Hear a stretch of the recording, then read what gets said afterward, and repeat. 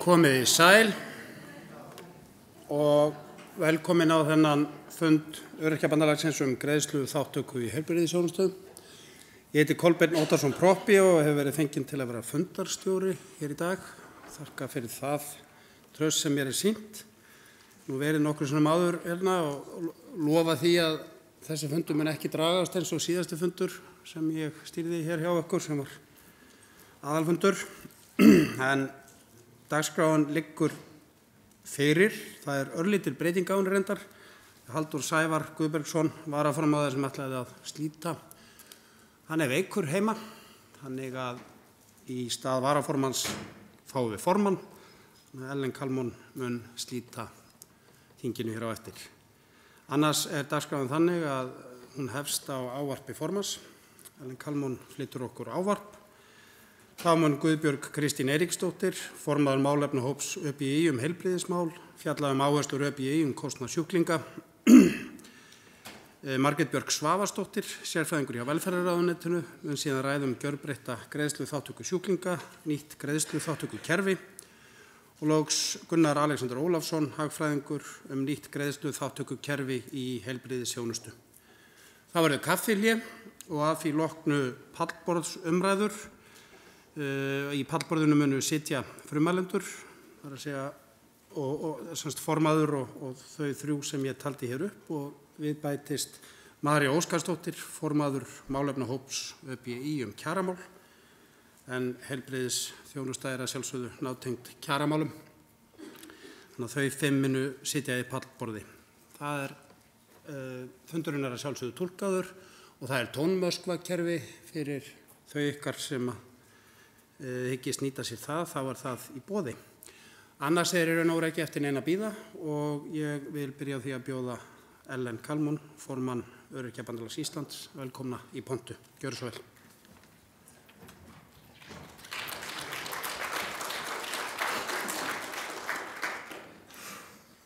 Komið sæl öll, kæru félagar, málþingstjóri. Fyrst af öllu þá langar mig til að þakka málefnahóp heilbrigðismál og Guðbjörgu Kristínu Eiríksdóttur formanns málefnahópsins, bara hjartanlega til hamingju með þetta fyrsta málþing málefnahópsins og fyrir að standa fyrir þessu öllu saman. Stefáni Vilbergsinni verkefnisstjóra hjá okkur, Öryrkjabandalaginu, sem hefur sett þetta saman og haldið utan prógrammið í dag. Og svo honum Gunnari Alexander Ólafssyni sem kom að gerð þessarar skýrslu sem hérna frammi. Hélt það verkefni og ég hvet ykkur til að kynna ykkur þessa skýrslu því að hún ekki síður plagg til þess að nota við sem sagt umsagnir við frumvarp heilbrigðisráðherra. Þannig að þið endilega kynna ykkur hana og nýta ykkur orð úr henni á samfélagsmiðlum og gera ykkur mat úr henni. Í dag verður farið yfir þessa greiðsluþátttöku, þetta greiðsluþátttökukerfi, þetta frumvarp sem Kristín hefur kynnt, en síðast en ekki síst þessa skýrslu okkar, þessa hugmyndir Öryrkjabandalagsins greiðsluþátttöku í heilbrigðisþjónustu. Við óskuðum eftir, þetta frumvarp sem nú hefur komið fram var unnið í nefnd sem Pétur Blöndal heitinn stýrði og við óskuðum ítrekað eftir aðkoma þeirra nefnd. Bæði skriflega og munnlega, við ráðherra, við Pétur Blöndal og fleiri. Í greinagerðinni sem fylgir frumvarpinu segir að það hefur haft samráð við Öryrkjabandalagið, það rangt.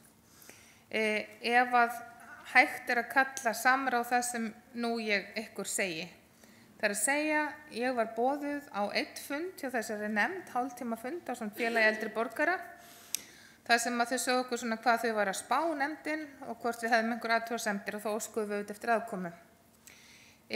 Og svo var annar fundur þar sem Pétur Blöndal kom til okkar og útskýrði reiknireglur í Excel-skjali, hvernig hann sæi fyrir sér, hvernig þetta útreiknað. En þar fengum við aldrei upplýsingar hvað þetta falla undir þetta þak, þetta greiðsluþátttöku þak. En við vissum ekki hvort þar væri sjúkraþjálfun eða hvort það væri lyfjakostnaður þarna, hjálpartæki eða allt það sem við höfum áhuga að vita og skipti okkur raunverulega máli. Aðkoma okkar að þessu þessu frumvarpi var því engin og samráð var ekkert sem mér þykir þetta ótrúlegt og vil gjarnan nota orðið óþolandi að þessi ekki haft samráð við Öryrkjabandalag Íslands sem eru regnhlífarsamtök 41 aðildafélag sem telur um 30.000 félagsmenn í þessum aðildafélögum eða 9% þjóðarinnar. Þannig að það eitthvað sem ég vil að sé alveg hreint og klárt og allir viti. Nú, við erum þetta hér samankomin til þess að kynna okkar hugmyndir og þegar við fundum það að við áttum ekki að fá að koma þessari nefnd, þá fannst mér sérstaklega mikilvægt að við tækjum skrefið og skrifuðum okkar tillögur, líkt og við höfum skrifað almannatryggingakerfið í skýrslu sem heitir Virkt samfélag. Þetta eru okkar tillögur hvernig við sjáum greiðsluþátttökukerfi heilbrigðisþjónustu fyrir okkur. Og þá hafa stjórnmálamennirnir plagg sem þeir geta vísað í og leitað eftir hugmyndum ef þeir raunverulega vilja hlusta á okkur. Við höfum talað ég talaði opinberlega og ég fréttum að við sjáum ekki tannlæknaþjónustu þarna inni, sem náttúrulega bara lúxusþjónusta. Til okkar Öryrkjabandalags kom kona árið 2013 þegar ég var nýtekin við sem formaður sem þjáðist af skyrbjó. Hún þjáðist af skyrbjó að hún hafði ekki efni á því að fara til tannlæknis. Tennurnar hennar voru í þannig ásigkomulagi að hún gat ekki tuggið og þess vegna innbyrt nógu næringaríka fæðu. Þetta staðreynd á Íslandi í dag. Tannlæknaþjónusta þarf að vera þarna undir. Sálfræðiþjónusta ekki þarna undir. Ef við viljum bera okkur saman við Norðurlöndin sem við segjumst alltaf vera að gera, norrænt velferðarkerfi, þá sálfræðiþjónusta inn í heilbrigðiskerfinu á hinum Norðurlöndunum. Kristján Þór hefur sagt á fundi að hann vilji berjast gegn mikilli notkun af metilfenidallyfjum sem eru lyf sem eru notuð meðal annars við ADHD. Já, viljið þið komið þá baráttu með mér, segir hann. Já, ég skal komið þá baráttu með þér ef þú býður upp á einhver önnur úrræði, eins og sálfræðiþjónustu. Sálfræðiþjónusta getur haldið einkennum geðrænna sjúkdóma eða geðraskana niðri. Og það gríðarlega mikilvægt að við fáum sálfræðiþjónustu inn í heilbrigðiskerfið okkar.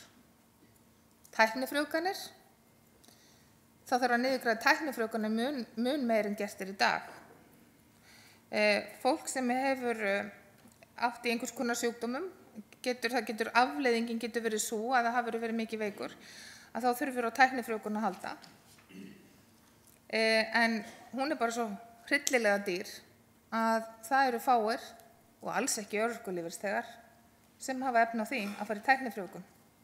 Ég lít á það sem mismunun. Þannig að það heilmargt sem vantar undir þetta kerfi og það eitthvað sem verður farið yfir hér í dag. Og það eru hlutir sem við munum áfram berjast fyrir, en við gerum ekkert einn, þess vegna þurfum við alltaf ykkar hjálp sem hér eruð og hjálpið okkur að vekja athygli á þessu málefni, notið samfélagsmiðla og talið þetta málþing við að minnsta kosti 2 í dag eða á morgun. Þannig látum við orðið útberast. Svo bara vonast til þess að við eigum hér góðan dag og verið velkomin.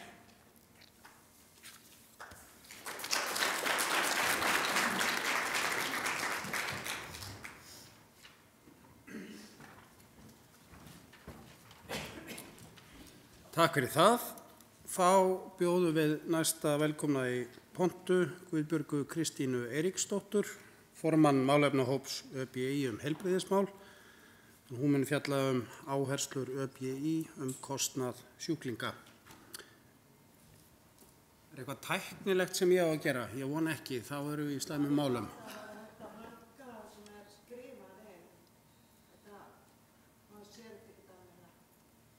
Þarna erum við komin út fyrir mína kunnáttu. Sjáu það þarf ekki meira til en þetta. Síðast ég var hér var einhver maður í búri hérna uppi. Mér hefur alltaf verið hlýtt til hans. En hver sér það búið að... Já, sko, eins og fyrir töfra. En Guðbjörg Kristín, gjörðu svo vel. Þetta var sniðulaust.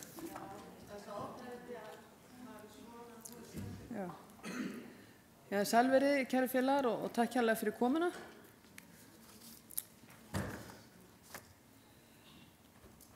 Að þessu málþingi stendur málefnahópur ÖBÍ heilbrigðismál. Slíkir málefnahópar ákveðin málefni innan ÖBÍ nýlunda í starfsemi samtakana og áætlun með slíkum hópum að veita brýnum málefnum sérstaka athygli með einum eða öðrum hætti. Á vorin eru nú haldin árleg stefnuþing ÖBÍ þar sem fulltrúar aðildarfélagana vinna tillögur málefni og þar með tillögur málefnahópa sem síðan eru borin undir aðalfund haustið til samþykktar. Afrakstur nú vinnu málefnahóps heilbrigðismál undanfarið grunnurinn að fundinum í dag. ÖBÍ hélt sitt fyrsta stefnuþing á vormánuðum 2015 þar sem meðal annars var lagt til að stofnaður sérstakur málefnahópur heilbrigðismál. Eftirtaldi skipa heilbrigðishópinn 2015 til 2017. Það ég, Guðbjörg Kristín Eiríksdóttir, ég formaður og kem frá Sjálfsbjörg. Emil Thórodsen, varaformaður hópsins frá Gigtafélagi Íslands. Guðrún Bergmann Fransdóttir frá Hjartaheill. Fríða Rún Þórðardóttir frá Astma- og ónæmisfélagi Íslands. Hannes Þórisson frá félagi Nýrnasjúkra og Sigríður Jóhannsdóttir frá samtökum sykursjúkra. En af hverju erum við hér samankomin í dag? Við boðum til þessa málþings vegna þess að við þurfum að bregðast við frumvarpi því sem heilbrigðisráðherra Kristján Þór Júlíusson lagði fram þann 4. apríl sjúkratryggingar. Undirtitillinn hámarksgreiðslu sjúkratryggða og þjónustustýring. Eins og Ellen kom inn á hérna áðan en í lagi að ítreka að mínu mati að ÖBÍ sem samtök hvorki fleiri en færri 41 aðildarfélags fatlaðra, langveikra, öryrkja og aðstandenda var ekki boðið að taka þátt í gerð þessa frumvarps. ÖBÍ eða fulltrúum þess var einungis boðið á 2 upplýsingafundi. Þetta þýðir ekki eingöngu að við hefum ekki getað haft áhrif á gerð frumvarpsins, heldur þýðir þetta líka að ÖBÍ hefur ekki fengið að sjá útreikningana sem liggja baki þessa nýja kerfis og teljum við ólíklegt að þessir útreikningar verði gerðir opinberir. ÖBÍ var heldur ekki boðin þátttakja í hinni svonefndu Pétursnefnd sem vann fyrstu tillögur að því kerfi sem nú lítur dagsins ljós. Þetta þýðir í raun að fulltrúar sjúklingar sem greiða heilbrigðisþjónustu á móti ríkinu fá ekki aðild að gera samning sjúklinga og ríkisins sem þetta vissulega Því samningurinn frumvarpið lagt fram einhlið af öðrum aðilanum fyrir hinn að samþykkja. Árið 2013 var Gunnar Alexander Ólafsson heilsuhagfræðingur fenginn til að setja saman skýrslu kostnað sjúklinga ásamt vinnuhópi innan ÖBÍ. Það sem ljóst var í vetur að stutt var í þetta nýtt frumvarp kostnað í heilbrigðisþjónustu var ákveðið að málefnahópur í ÖBÍ heilbrigðismál í samvinnu við Gunnar Alexander uppfærið þessa skýrslu sem var fyrst unnin 2013 og liggur nú frammi. Tilgangur með þessari skýrslu að hafa áhrif á endanlega útfærslu greiðsluþátttökukerfisins sem komið fram á Alþingi. Það sem ég ætla að ræða hér í dag eru áherslur ÖBÍ varðandi greiðsluþátttöku almennings og þá sérstaklega öryrkja og sjúklinga eins og þær áherslur koma fram í fyrrnefndri skýrslu. Í lokin kynni ég síðan tillögur samtakana greiðslukerfi sem einnig að finna í skýrslunni. En áður en ég fer í einstaka liði get ég ekki staðist freistinguna til að velta þessu hugtaki greiðsluþátttökukerfi fyrir mér með ykkur. Af hverju heitir það ekki bara greiðslukerfi? Hvað þýðir orðið þáttaka í raun? Að neyðast til að greiða hluta kostnaði hægt að skilgreina það sem þáttaka í kostnaði. Að taka þátt felur í sér einhvers konar val hef ég nú haldur, en sjúklingar hafa ekkert val. Dæmi úr annarri átt til að útskýra þetta aðeins betur. Þegar þú ferð í gegnum Hvalfjarðargöngin, greiðir þú gjald. Þar talar enginn kostnaðarþátttöku þeirra sem aka göngin eða hvað. Þó svo að gjaldið sé hugsað til að greiða niður kostnað við byggingu ganganna. Og örstuttleit á netinu, ég fór aðeins að pæla í þessu, örstuttleit á netinu sýndi að orðið greiðsluþáttaka og kostnaðarþáttaka voru lengi vel aðeins notuð hlut hins opinbera í kostnaðin, ekki einstaklinga. Það ekki lengra en síðan árið 2010 að þessi auglýsing birtist í Læknablaðinu. Á þessari glæru að sjá hluta af auglýsingu fyrir lyf. Í einu horninu stendur Valpress-komp, sem lyfið, greiðslu þáttaka án lyfjaskírteinis. Árið 2010 túlkaði maður þetta þannig að ríkið taki þátt í greiðslu lyfsins. En hvernig túlkum við þennan text í dag? Fyrir mér búið að snúið sem hugtökum þannig að mér allan að dettur strax í hug greiðslu þáttaka sjúklinga, ekki sjúkratrygginga, eins og í auglýsingunni greinilega átt við. Þetta var kannski smá útúrdúr en ég held samt að við ættum að hætta að tala þáttöku. Kalla þetta það sem það kostnaður, greiðslur vegna heilbrigðisþjónustu.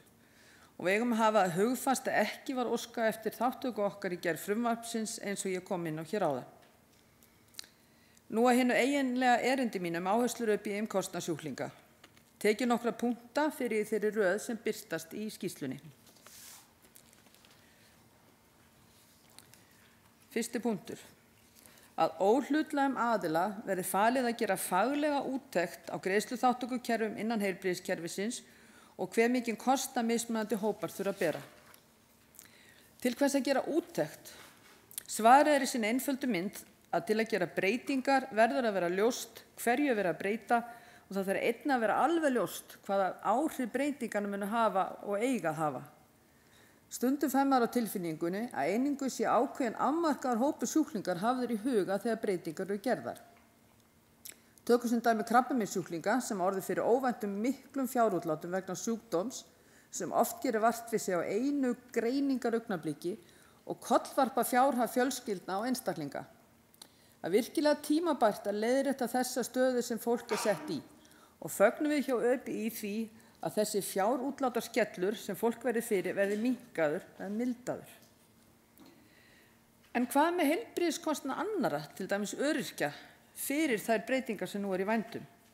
Ég leyfi mér að fullyrða að það sé ekki svo óalgengt að manneskja með langvinnan sjúkdóm eða öryrki ber á hverju ári heilbrigðiskostnað sem fer yfir 150.000 krónur. Á ég við kostnað eins og til dæmis heildarkostnað vegna lyfja, þetta lofsungna þak á greiðslu sjúklinga sem segir aðeins hálfa söguna en þessir hópur greinir oft töluvert hærri upphæð en þakið segir til Læknisþjónusta, þar með talin tannlæknaþjónusta, rannsóknir og greiningar, sjúkraþjálfun, hjálpatæki, oft til daglegra notkunar, næringaráðgjafar, sérfæri og aðrar sérvörur og önnur nauðsynleg sérþjónusta, til dæmis fótaaðgerðafræðings fyrir þá sem búa út á landi og bætast við ferðir og fyrir þá sem búa út á landi bætast við ferðir vegna lækninga, gisting og uppihald. Hér að sjálfsögðu ekki allt upptalað en ég setti þetta fram til að sýna hversu margþætt kerfið og kostnaður oft lúmskur og við sem búum við þennan kostnað kannski allt og meðvirk. Næsti punktur. Að sett vera á laggirnar eitt sanngjarnt greiðsluþátttökukerfi þar sem tekið tillit til þeirra sem þurfa mikla þjónustu í anda félagslegs samtryggingakerfis. Kerfi uppbyggt í anda nýs greiðsluþátttökukerfis lyfja þar sem þrepaskipta greiðslur veita rétt til afsláttar og hámarksþak verði sett á kostnað sjúklinga. Hér átt við að eitt kerfi verði við lýði, ekki sérkerfi fyrir lyfjakostnað, sérkerfi fyrir ýmsan heilbrigðiskostnað annan eins og læknisþjónustu og svo frumskógur annarra þátta sem skipta máli varðandi kostnað. Næsti punktur. Að allar greiðslur vegna heilbrigðisþjónustu, lyf og hjálpartæki meðtalin veiti rétt til afsláttar og hámarksþak verði sett á kostnað einstaklings. Í þessari tillögu stendur enn fremur, ég var bara með fyrstu setninguna þar, það stendur til kostnaðar vegna heilbrigðisþjónustu telst. Komið til heilsugæslustöðva, heimilislæknis, sérfræðings á slysadeild, göngudeild, bráðamóttöku sjúkrahúsa, komur og endurkomur á göngudeild sjúkrahúsa vegna þjónustu annar en lækna, komið til sérfræðilækna bæði utan og innan sjúkrahúsa, rannsóknir á rannsóknarstofum, geisla- og myndgreining og beinþéttni mælingar. Einnig náu þessar greiðslur yfir kostnað vegna sálfræðiþjónustu, næringaráðgjafar, sjúkra, iðju og talþjálfunar. Eins og kom fram hér á undan kostnaður sem sjúklingar geta orðið fyrir margvíslegur og auðvitað allur kostnaður að vera tekið með í greiðslukerfi. Þó svo að ég fari ekki smáatriðum í samanburð á þessum tillögum ÖBÍ og framkomins frumvarps, Þá gott að sjúkra-, iðju- og talþjálfun eru talin með í því, en alvarlegt að sálfræðiþjónusta enn ekki tekið með. Næsti punktur. Að hámarkskostnaður aldraðra, örorkulífeyrisþega, barna og ungmenna 18 til 21 árs vegna heilbrigðisþjónustu verða aldrei hærri en 1/3 kostnaðar hjá almenningi miðað við þá greiðslubyrði fólks sem þekkt í dag, en ný lög greiðsluþátttökukerfi lyfja kveða á 2/3 hámarkskostnaðar þessa hópa og líka í nýja frumvarpinu, sem allt og hátt hlutfall. Sá kostnaður sem almenningur kemur til með að greiða í nýju greiðsluþátttökukerfi verður að endurspegla raunkostnað almennings með við hlut hans í heilbrigðiskostnaði undanfarin ár. En af hverju viljum við hjá ÖBÍ að aldraðir, örorkulífeyrisþegar, börn og ungmenni borgi aldrei hærra hlutfall en 1/3 kostnaðar almennings? Þessi tala fengin af vel ígrunduðu máli og svarið við spurningunni í stuttu máli þannig. Samkvæmt hinum ýmsum útreikningum meðallaun í landinu 600.000. Fullur örorkulífeyrir að hámarki 216.000, sem sagt það bil 1/3 af fyrri upphæðinni. Við eitthvað verður að miða, en það skal tekið fram að þetta mjög einföld framsetning. Ekki til dæmis tekið á öðrum kostnaði sem fatlað fólk verður að taka á sig vegna fötlunar sinnar. Athyglisvert að sjá í þessu samhengi niðurstöðu Sameinuðu þjóðanna, en í skýrslu þeirra sem ber heitið Global Status Report on Disability and Development 2015 stendur meðal annars: A rough estimate would be that having a disability increases the cost of living by about 1/3 of average income. Lausleg þýðing mín: gróflega áætlað má gera ráð fyrir að fötlun auki framfærslukostnað 1/3 af meðaltekjum. Það dýrt að vera fatlaður. Næsti punktur. Lyfjakostnaður Sjúkratrygginga Íslands SÍ hefur lækkað töluvert frá árinu 2009 þegar hann var 10,7 milljarðar. Sparnaðurinn nemur tæpum 9 milljörðum ef upphæðin hefði verið svo sama hverju ári tímabilið 2010-14. ÖBÍ gagnrýnir að allur ávinningur af lækkun lyfjakostnaðar hefur runnið til ríkisins en ekki notenda. Ekki þarfnast þetta frekari skýringa. Næsti punktur.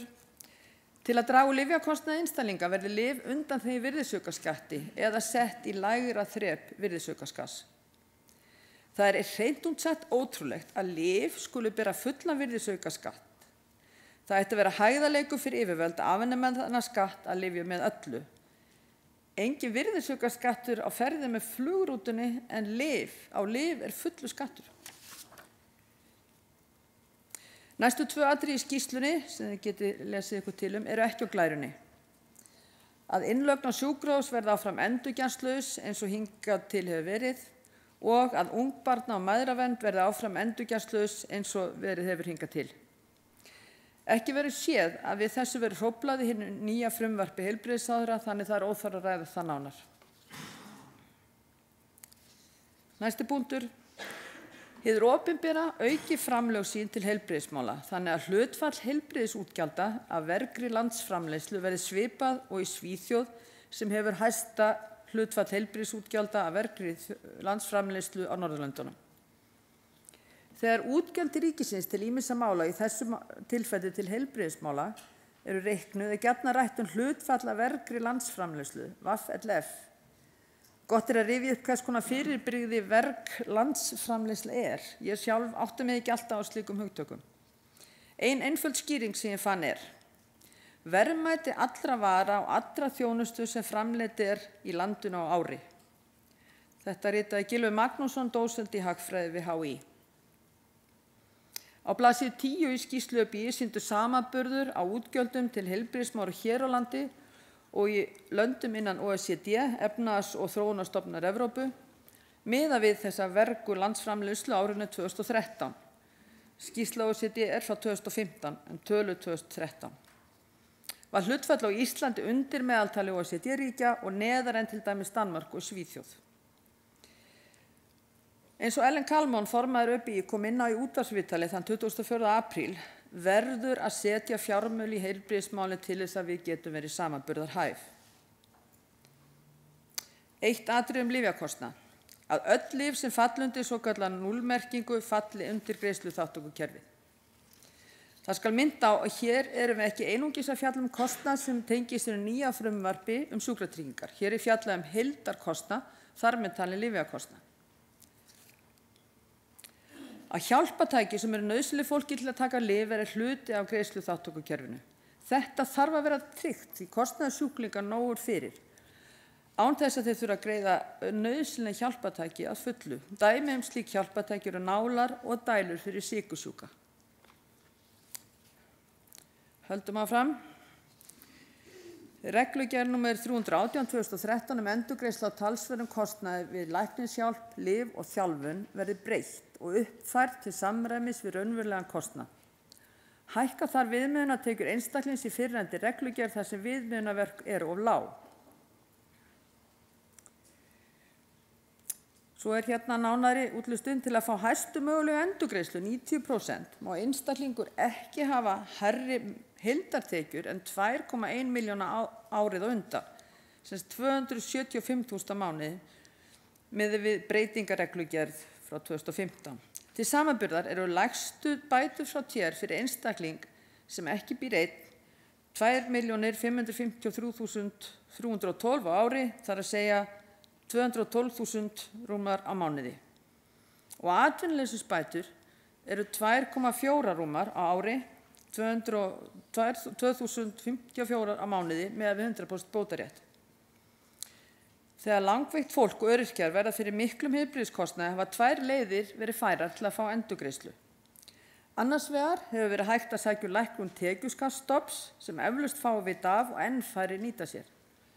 Þurfa viðkomandi að sækja það á skattframtali og leggja fram ýmis gögn þar á meðal læknisvottur ástæðu þess að heilbrigðiskostnaður er hár. Hinn möguleiki hefur verið að sækja endurgreiðslu á umtalsverðum kostnaði vegna læknishjálpa, lyfja og þjálfunar hjá Tryggingastofnun, eins og ég kom inn á áðan reyndar. ÖBÍ mótmælir þeim tekjuviðmiðum sem notaðar eru. Fæst ekki séð að neinn einstaklingur sem er að fullu tryggður hér á landi getur nýtt sér fullar endurgreiðslur. Á þessu stigi er óljóst hvað verður slíka endurgreiðslu ef nýtt frumvarp verður samþykkt, en ÖBÍ krefst þess að viðmiðunarmörk verði hækkuð ef þetta endurgreiðslukerfi verður áfram í líði hjá TR.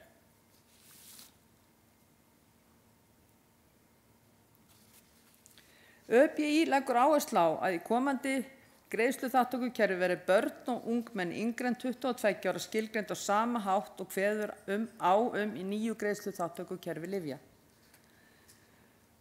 ÖBÍ bendir á misræmi í tengslum við hvað aldur börn eru metið sem fullorðin.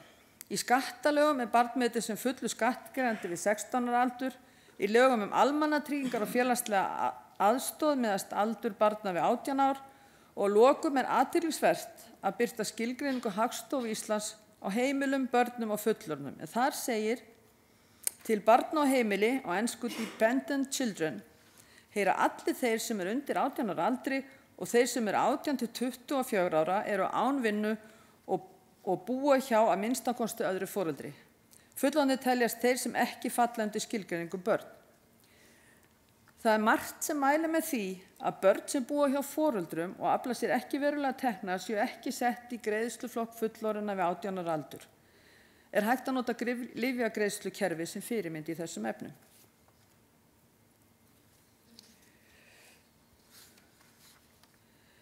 Fyrirhugað nýtt greiðsluþátttökukerfi verði ekki rammalög með reglugerðum heldur lög. Af hverju setur ÖBÍ fram þessa kröfu? Svarið í sinni einföldustu mynd.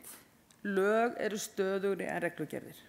Nánar, í umsögn ÖBÍ lagafrumvarp varðandi lyfjagreiðslukerfi 2013 lögðu samtökin áherslu á að með þeim lögum fengi ráðherra ríkari heimildir til að útfæra breytingar á greiðsluþátttökukerfinu með reglugerðarsetningu. Erfiðara getur verið fyrir ÖBÍ og önnur hagsmunasamtök að stunda hagsmunagæslu og fylgjast með reglugerðarbreytingum eða hafa áhrif á mögulega breytingar. Upplýsingar hafa borist að útgjöld til heilbrigðismála eigi eftir að aukast hjá 37.000 lífeyrisþegum. Lauslega áætlað eru lífeyrisþegar 50.000 þannig að þetta mjög hátt hlutfall, svo ekki sé meira sagt. Í þessu samhengi vert að minna á að samkvæmt þjóðmálakönnun Félagsvísindastofnunar Háskóla Íslands frá 2013 kom í ljós að tæplega helmingur öryrkja frestaði læknisheimsóknum meðal annars út á kostnaði. Hætt við að enn fleiri fristi læknisheimsóknum ef frumvarpið nær fram að ganga með oft alvarlegum afleiðingum fyrir einstaklingana og í hinu stærra samhengi fyrir samfélagið allt. Margt sem hægt hefur verið að meðhöndla á byrjunarstigi ef til vill orðið að alvarlegum veikindum. Tillögur ÖBÍ sem koma fram í skýrslunum nýtt greiðsluþátttökukerfi sjálft, heildarkerfið, í heilbrigðisþjónustu í sjálfu sér mjög einfaldar.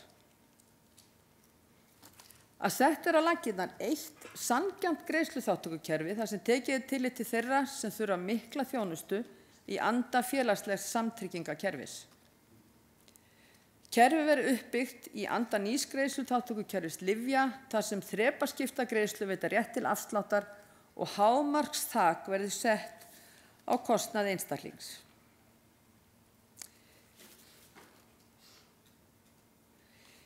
Í nýju heildargreiðsluþátttökukerfi, löng orð, sem tekur til alls heilbrigðiskostnaðar greiðir almenningur á aldrinum 22 til 66 ára hámarki 120.000 krónur og ellilífeyrisþegar, öryrkjar, börn og ungmenni á aldrinum 18 til 21 árs greiða hámarki 1/3 hluta kostnaðar almennings. Til þess að þessi tillaga nái fram að ganga þarf meira fjármagn í þennan málaflokk. En nýja frumvarpið svokölluð núllausn, höfnum henni. Höfnum því að sjúklingar séu látnir greiða fyrir aðra sjúklinga. Svona í lokin vil ég benda á einn tilgangur með þessu málþingi okkar og með þessari skýrslu að veita þeim sem ætla sér að semja umsögn frumvarpið, veita þeim verkfæri til að auðvelda þá ritun. Önnur skýrsla sem við mælum með tekið saman ASÍ og ber heitið kostnaður sjúklinga í heilbrigðisþjónustu og að finna á heimasíðu þeirra asi.is. En lokaorð mín hér í dag eru þessi. Höfum hugfast að í 1. grein laga réttindi sjúklinga segir: óheimilt að mismuna sjúklingum á grundvelli kynferðis, trúarbragða, skoðana, þjóðernisuppruna, kynþáttar, litarháttar, efnahags, ætternis og stöðu að öðru leyti. Takið eftir: óheimilt að mismuna eftir efnahag. Takk fyrir áheyrnina.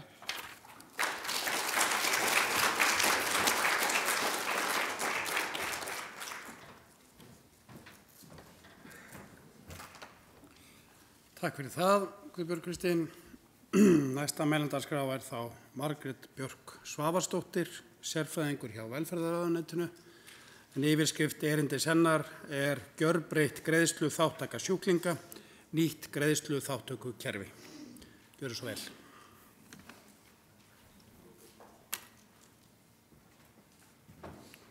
Ég var að reyna að finna út úr þessu saman. Varstu með svona? Ekki bara textan? Ha. Gjörðu svo vel.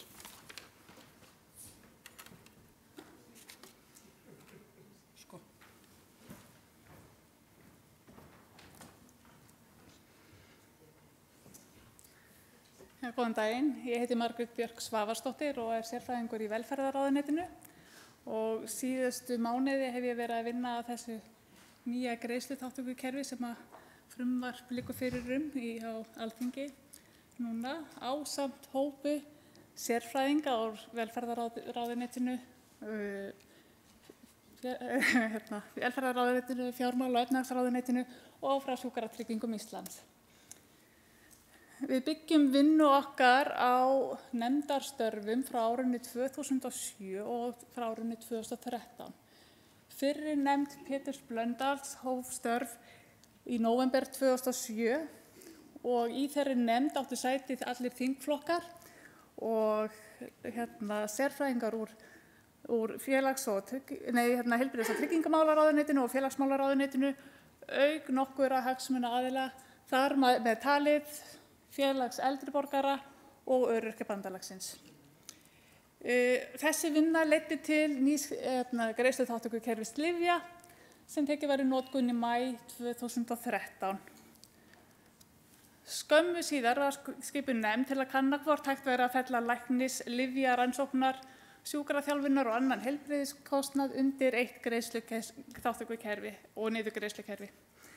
Og sú nefnd var skipuð í ágúst 2013 og aftur var Pétur Blöndal heitinn formaður nefndarinnar og sú nefnd var pólitísk aðalega með þátttöku nokkurra sérfræðinga úr ráðuneytum og Sjúkratryggingum Íslands og nefndin byggði tillögur sínar á vinnu sem hófst á árinu 2007.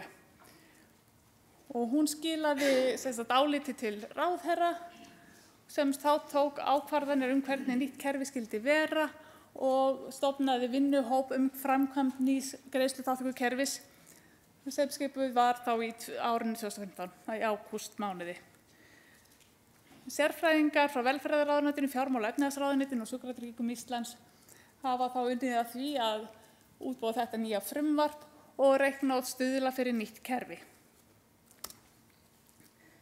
Þau atriði sem þessi hópur hefur byggt vinnu sína á að þetta átti að vera ákveðin kerfisbreyting sem byggir á aðferð Péturs Blöndals við dreifingu kostnaðar.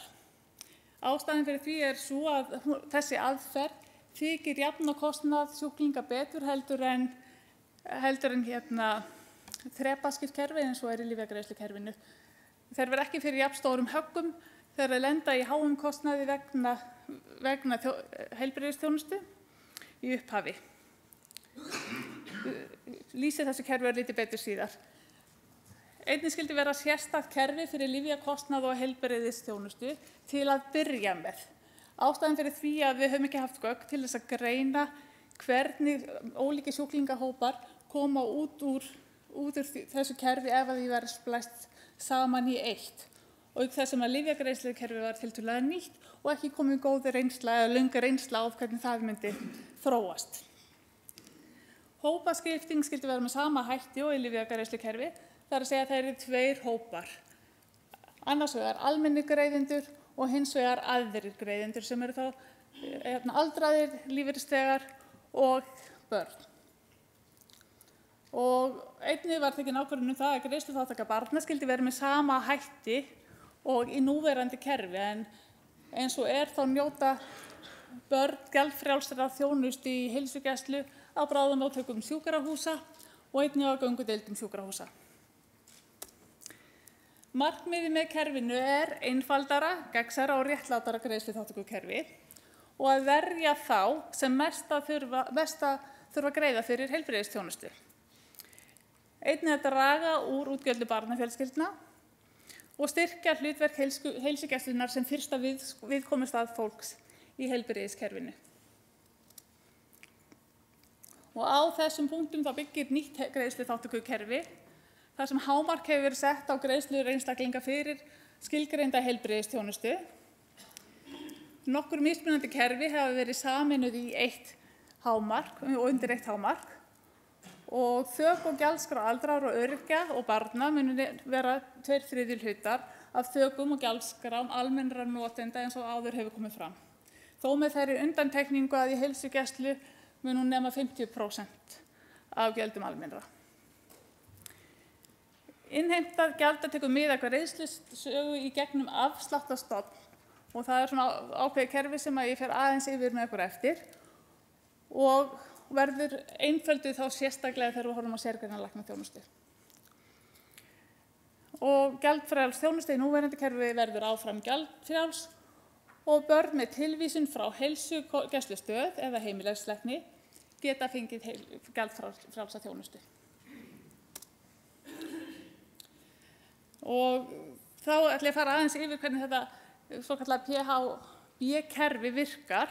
Það sjúklinga fyrir mjög háum greiðslum í kerfinu sem þýðir að verður sett hámarksgjald sem ákveðið af ráðherra með reglugerð.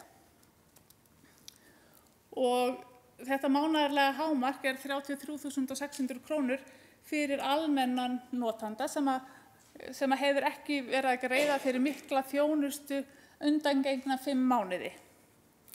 Hans hámark getur verið á ári 95.200 krónur. Hafi þessi einstaklingur þó verið að nota mikla þjónustu síðustu 5 mánuði, þá getur mánaðarlegt hámark hans farið niður í alltaf 5.600 krónur. Og á ársgrundvelli þá greiðslur hann 67.200 krónur. Þessi hámörk fyrir aðra notendur eru þá 22.400 krónur á mánuði eða hámarki 63.500 krónur á ári fyrir þessa þjónustu sem ræðir. Kom hann inn í kerfið og hafi verið að nota mikla þjónustu undangengna mánuði, þá mánaðarhámarkið 3.733 krónur. Árshámark hans þá 44.800 krónur. Og eins og ég sagði áðan, þá tekur kerfið mið af greiðslum síðustu 5 mánaða og það verður þannig þegar kerfið er tekið í notkun, þá horfum við á síðustu 5 mánuði áður en kerfið byrjar. Og hér erum við dæmi einstakling sem hefur ekki notað þjónustu í kerfinu á síðustu mánuðum. Hann er almennur og dæmið getur verið þannig að hann hafi lent í slysi eða verður skyndilega mjög veikur og þarf á mikilli þjónustu að halda. Þá borgar hann samkvæmt verðskrá fyrir þjónustuna alveg upp að 33.600 krónum. Þurfi hann að þjónustu umfram það að halda, þá hún honum að kostnaðarlausu. Kom hann svo aftur í næsta mánuði og þurfi að halda áfram að nota heilbrigðiskerfið, þá verður hámarkið hans, þá borgar hann áfram samkvæmt gjaldskrá en upp að hámarki 5.600 krónur í mánuði 2 og þannig koll af kolli út árið þangað til hann hættir að nota þjónustuna. Þá gæti þetta mánaðarhámark hækkað að nýju. Einstaklingur sem er í hópi annarra, þá aldraðir, öryrkjar og börn, þá lægri hámark þegar þau koma inn í kerfið. Einstaklingur sem hefur ekki verið veikur gæti þurft að borga 22.400 krónur fyrsta mánuðinn þegar hann er nýr í kerfinu. Og hérna þá þessi hámörk árið sem þessi einstaklingur getur orðið fyrir. Hér erum við með dæmi annan einstakling sem hefur verið að nota þjónustu síðustu 5 mánuði. Og upplýsingar það eru þá til hjá Sjúkratryggingum Íslands og þá borgar hann 5.600 krónur á hámarki strax frá fyrsta mánuði nýs greiðsluþátttökukerfis. Og svo koll af kolli. Þannig að árshámarkið hans þá 67.200 krónur á ári. Síðan í öðrum hópum þá borgar hann 44.800 krónur að hámarki. Meðaltali 3.733 krónur. Kerfið byggir á svokölluðum afsláttarstofni sem einstaklingar vinna sér inn eða með því að nota þjónustuna. Hann getur þó aldrei orðið hærri en 33.600 krónur en flyst á milli mánaða. Dæmið þá þennan einstakling sem kemur nýr inn í kerfið, hefur ekki verið að nota heilbrigðisþjónustu á síðustu 5 mánuðum og á engan afsláttarstofn, hann er í núlli og greiðir 33.600 krónur í mánuðinum og afsláttarstofnin hans verður þá 33.600 innan mánaðarins og þá eftir það nýtur hann gjaldfrjálsrar þjónustu en strax við mánaðamótin þá lækkar afsláttarstofnin 1/6 hluta eða 5.600 ef almennan einstakling að ræða. Og það er það sem gerir það verkum að hann borgar þá 5.600 krónur að hámarki í næsta mánuði. Og svona gerist það koll af kolli, en hér erum við dæmið þar sem að einstaklingurinn notar enga heilbrigðisþjónustu í mánuði 3, en það hegst samt af afsláttarstofninum á milli mánaða. Þangað til að hann getur orðið aftur 0 eftir 6 mánuði. Og þar að leiðandi greiðar hann 11.200 í mánuði 4 en ekki 5.600 eins og í dæmina að framan. En í þessu nýja kerfi hafa nokkur mismunandi kerfi verið sameinuð í eitt og það þá þjónusta sem var undir einu afsláttarkerfi, heilsugæsla, sjúkrahús, sjálfstætt starfandi sérgreinalæknar, rannsóknir, geisla- og myndgreiningar, en einnig önnur kerfi sem þarf að sameina þessu nýja kerfi og undir það falla sjúkraþjálfun, iðjuþjálfun, talþjálfun, húðmeðferðir sem veittar af öðrum en læknum, en einnig ákveðinn lítill samningur sálfræði þjónustu við börn.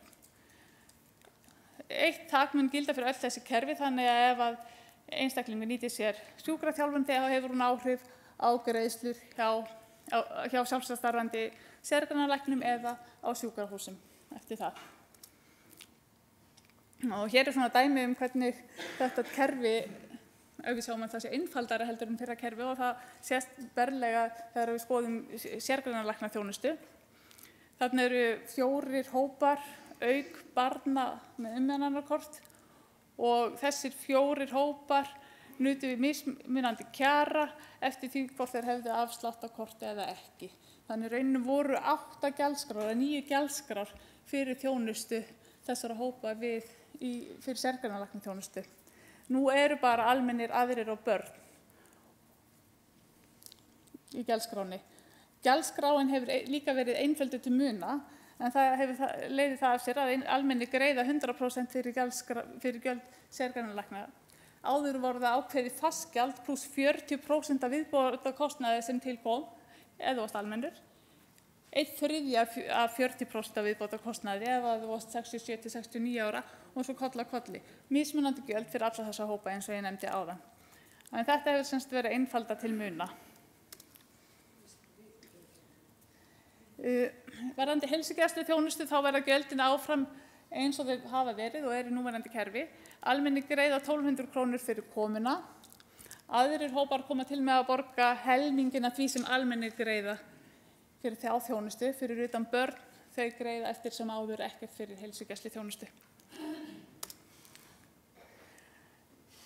Eins og fram kom þá átti sú þjónusta sem gjaldfrjáls í núverandi kerfi að vera það áfram, og þarna sú þjónusta talin upp fæðingarþjónusta, mæðravernd og innlegg á sjúkrahús, og börn þá áfram gjaldfrjáls á heilsugæslu, bráðamóttöku og göngudeildir eins og verið hefur.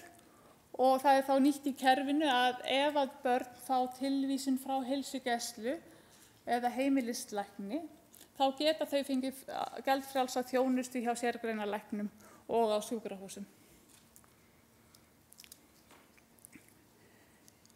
Hér svona dæmi hvernig þessi kostnaðartilflutningur verður í kerfinu. Við erum þarna með kostnaðarbil sem einstaklingar hafa fallið inn í. Þarna voru ákveðin fjöldi einstaklinga sem borgaði vel yfir 100.000 krónur og hæstu gjöldin voru alltaf 500.000 krónur fyrir þessa þjónustu sem fellur undir þetta nýja kerfi. Og við sjáum að gulu reitin eru þeir þar sem að einstaklingum fækkar frá núverandi kerfi yfir í nýja kerfið. Þannig að flestir eru svona að fara í miðjuna á kerfunum, einhverjir hækka, aðrir lækka. En enginn borgar það hærra en þannig 95.200 krónur á ári. Og það sama gildir lífeyrisþega og þá sem eru 67 ára og eldri, og öll börn og alla barnafjölskyldur munu hafa kost á því að lenda í lægsta greiðslubilinu. Hámarksgreiðslur í núverandi kerfi voru, eins og ég sagði áðan, 450.000 til 500.000 krónur meðal almennra greiðenda. Aðrir greiddu frá 300 upp í 350.000 krónur fyrir þessa þjónustu sem fellur undir nýtt kerfi. 5.000 almennir og 1.000 úr öðrum hópum greiddu meira en 100.000 krónur á árinu 2015. Þetta verður úr sögunum í nýju kerfi. Og fjöldi einstaklinga sem fer upp í hámarki nýju kerfi eru þá 9.000 almennir, og þá erum við að tala 95.200 króna hámarki, en aðrir fara upp í 4.000 og það það þeirra hámark sem ræðir þar. Við erum að skoða svona fyrstu tölur það hvernig þetta lítur út með lyfjagreiðslukerfinu, og þar sjáum við að það svona 20 til 23% einstaklinga sem að fara upp í hámark í báðum kerfum. Þetta munum við halda áfram að skoða reglulega og hvort til þess að komast að niðurstöðu um það hvort henti sjúklingum betur að vera í 1 eða 2 greiðsluþátttökukerfum. Það kemur mismunandi niður á mismunandi fólk. Að lokum þá það vitað að greiðslur ákveðinna hópa munu hækka í nýja kerfinu og greiðslur annarra hópa munu lækka en kerfið verður einfaldað. Það verða tvö kerfi til að byrja með. Nýtt kerfi varðandi heilbrigðisþjónustu en óbreytt lyfjagreiðslukerfi og önnur ástæða fyrir því að það var ákveðið að hafa þannig að leyfa reynslun að koma kerfið áður en fyrir að splæsa því saman við annað stórt og flókið kerfi. Það verða hámarksgreiðslur á mánuði og hún verður lægri hjá öldruðum, öryrkjum og börnum og vegna áherslu á að vernda þessa hópa sérstaklega. Börn sem leita til sjálfstætt-starfandi heilbrigðisstarfsmanna með tilvísun frá heilsugæslustöð eða heimilislækni fá gjaldfrjálsa þjónustu og það sem við höfum haft sem útgangspunkt í gegnum alla vinnuna að ef kerfi skilar hagræðingu eða viðbóta framlag fæst gert ráð fyrir því að sjúkratryggðir njóti þess frekar en að kostnaður ríkisins vegna þjónustunnar lækki. Takk ykkur fyrir.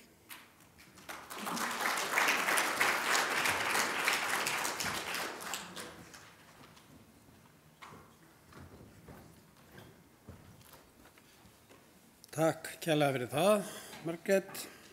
Síðasta erindið, áður en við tökum kaffihlé, flytur Gunnar Alexander Ólafsson, hagfræðingur, og yfirskrift hans nýtt greiðsluþátttökukerfi í heilbrigðisþjónustu. Einhver bending sem ég get verið með til þess að Það ekki hérna. þetta? Prófa að kveikja þessu. Kveikja á þessu maður. Sjáu þið hvað þetta Já, ok. Mér finnst eins og ég sé að þroskast í tæknimálum. Ég gat opnað þessar glærur. Stendur vel. Sér þetta? Hanna. Flott maður.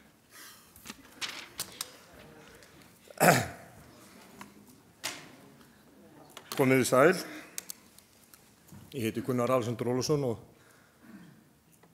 hagfræðingur og hef starfað með Öryrkjabandalaginu í nokkrum málum, meðal annars í greiðsluþátttöku í heilbrigðisþjónustunni og ég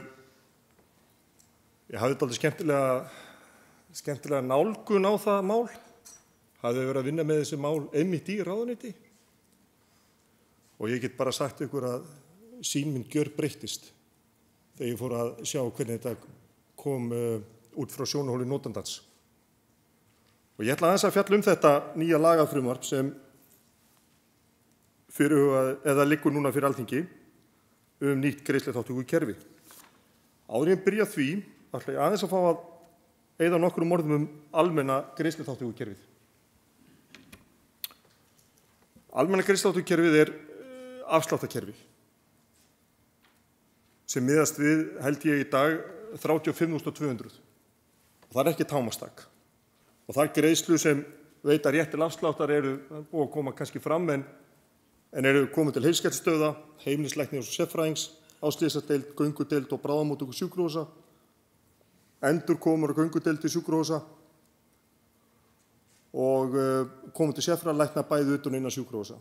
Og svo það rannsóknirnar, geisla- og myndgreiningar, beinþéttimælingar og svo síðast sérfræðiviðtöl hjá heyrnar- og talmeinastöð.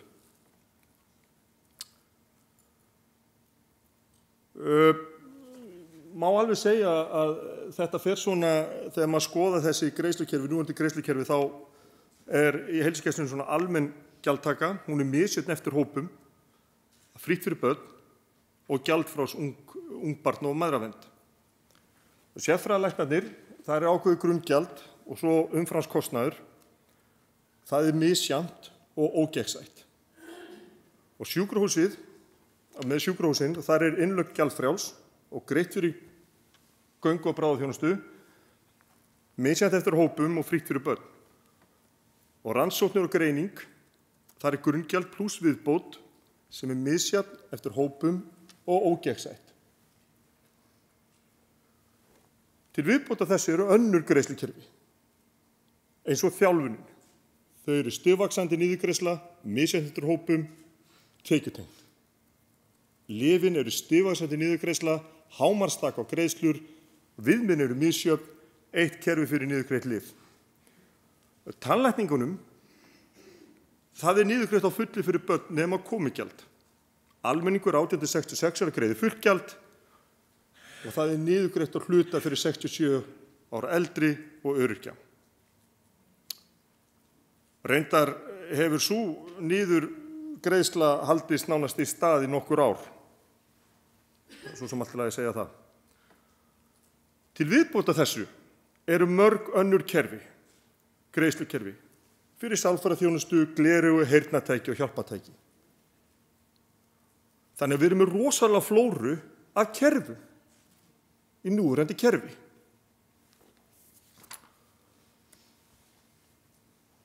Til viðbótar kerfið ógegnsætt og óréttlátt á því leytinu til að það gildir almanaksár frá 1. janúar til 31.12. Gjaldtækun út og suður, eitt fyrir heilsugæslu, mismunandi fyrir sérfræðinga og mismunandi fyrir rannsóknir. Gjaldskrá opinberra heilbrigðisþjónustu í lagi hvað grunnþjónustu snertir en verður strax ógeðs á það þegar og ef á frekari þjónustar að halda. Það nánast ómögulegt að hafa yfirsýn á þessu kerfi og kemur sér illa fyrir fólk sem þarfnast margþætta þjónustu.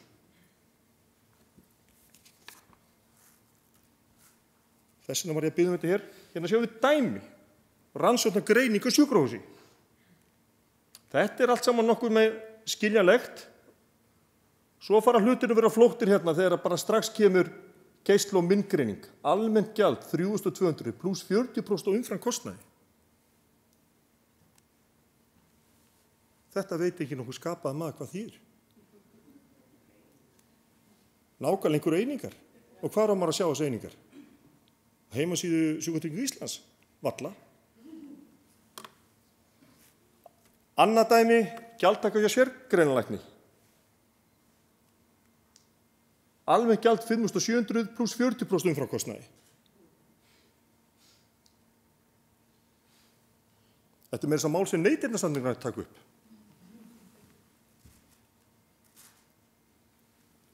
Þróun heilbrigðiskostnaðar. Það mjög gaman að sjá þetta í smá tíma. Útgjöldin til heilbrigðismála hafa vaxið 37% sem hlutfall af vergri landsframleiðslu frá 1980 til 2015. Hins vegar hafa útgjöldins opinbera vaxið minna eða 28% á þessu tímabili. Hins vegar hafa útgjöld heimilanna stórvaxið 98% á þessu tímabili.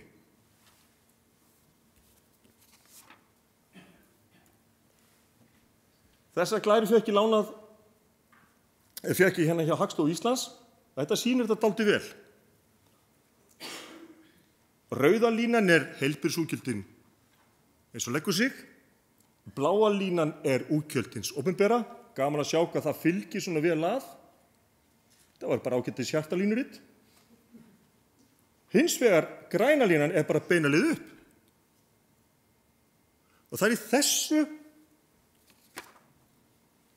ég ætla að fá að koma með einni glæri viðbót sem ég finnst dálítið skemmtileg að sýna og það tekið af þeirri skýrslu sem núna birtist ykkur.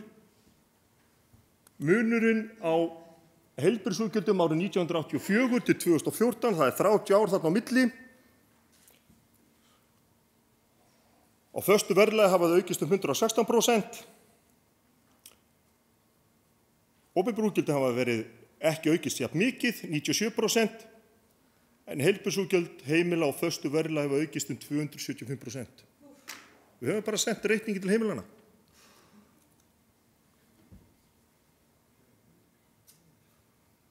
Og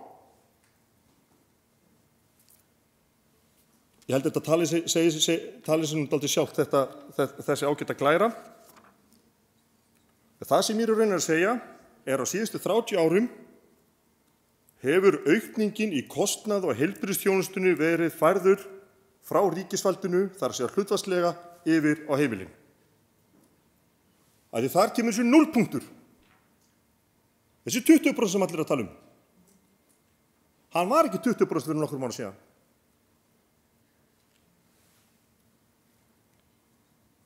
ætla ég að fara í smá í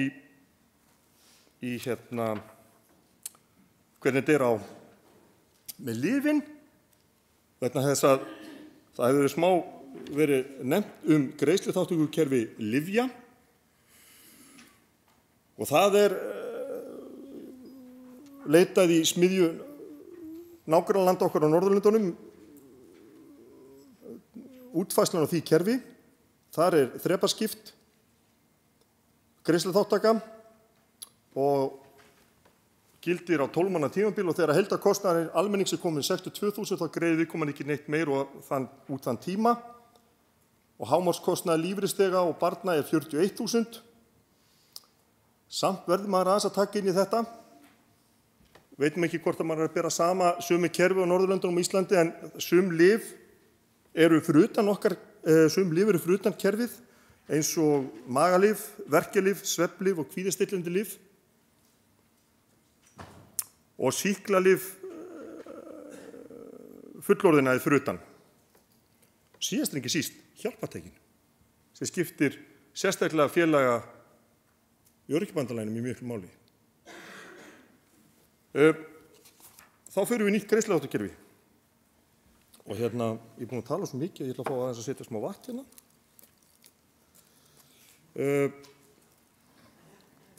Það búið að tala í mörg ár nýtt greiðsluþátttökukerfi í heilbrigðisþjónustunni. Ég stundum segi í gríni að ég fæddur inn í þetta kerfi og ég man eftir þessu umræðu þegar ég var barn. Og alltaf í þessari umræðu hefur þessari spurningu verið þar að segja ekki svarað og neinu ráði hve mikið á hlutur almennings í heilbrigðiskostnaði vera.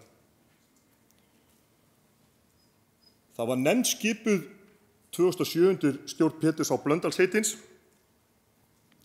Sú nefnd var leyst upp 2009.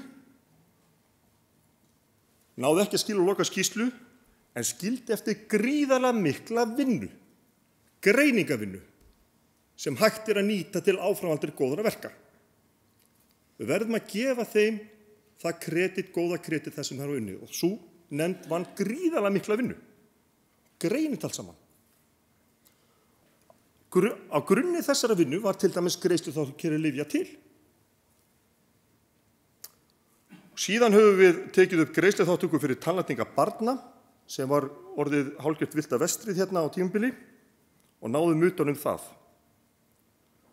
Árið 2013 var aftur sett nefnd á laggirnar og aftur undir stjórn Péturs H. heitis Blöndals. Og hún skilaði skýrslu 2015 en það verður að taka fram að þar var ekki sátt í nefndinni útfærsluna. Á þann hátt að það var bara kosið, skilst mér, niðurstöðu. Og hópur embættismanna útfærði síðan lagafrumvarp sem við erum að fara að tala núna nýtt greiðsluþátttökukerfi á grundvelli hugmynda þeirra vinnu sem Pétur H. Blöndal heitinn skilaði.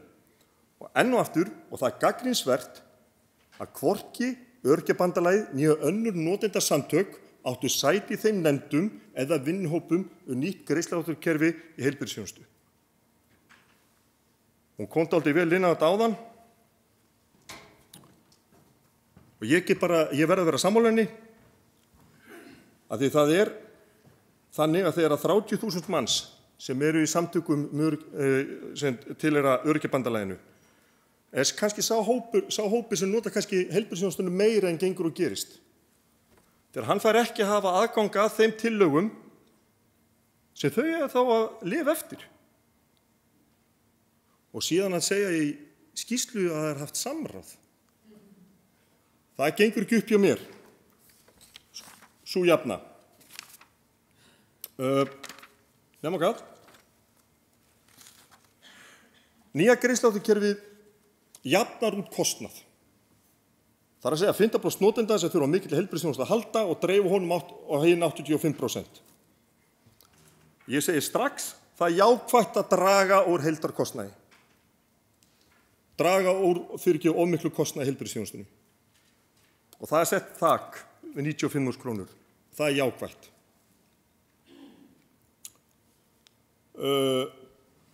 Hámarksþakið er 95.000. Fyrir lífeyrisþega verður það 63.000 og svo ákveðið hámars mánaðarþak sem hún Margrét Björk fór ágætlega vel í gegnum áðan. En síðasti punkturinn hérna nauðsynlegt að minnast á vegna þess að lyfjagreiðslukerfið fyrir utan. Það annað hámarskerfi þar. Og ég kem aðeins betur inn á það eftir. Í þessu nýja greiðsluþátttökukerfi svona ákveðið afsláttakerfi sem á að verja þá sem nota kerfið mikið þannig að þeir verði ekki fyrir þungu höggi við upphaf hvers 12 mánaða tímabils. Og það vel. Ég verð samt að taka það fram að þegar maður les nýja greiðsluþátttökukerfi í heilbrigðisþjónustunni og ber það saman við nýtt greiðsluþátttökukerfi lyfja, þá þetta nýja greiðsluþátttökukerfi í heilbrigðisþjónustu dálítið flóknara. En þetta einfalda og sem allir skilja hvað lífið snertir. Og þess vegna verð ég að lýsa yfir undrun minni yfir því að búa til kerfi sem allir skilja gríðarleg fjárfesting. Það vita allir nákvæmlega hvar mörkin liggja. En í þessu nýja kerfi þarfti nokkurn veginn að vera með á hreinu hvað við nota í síðustu 5-6 mánuði og hvernig reiknast það út upp afslættunum að gera og svona nokkurn veginn að hafa þetta á hreinu, þó svo ég veit að þetta nokkurn veginn dettur inn í kerfinu þegar maður réttur upp greiðir, þetta allt tölvukyrt og það vel. En að hafa sambærilegt kerfi, einfalt, það væri þess virði. Það væri þess virði.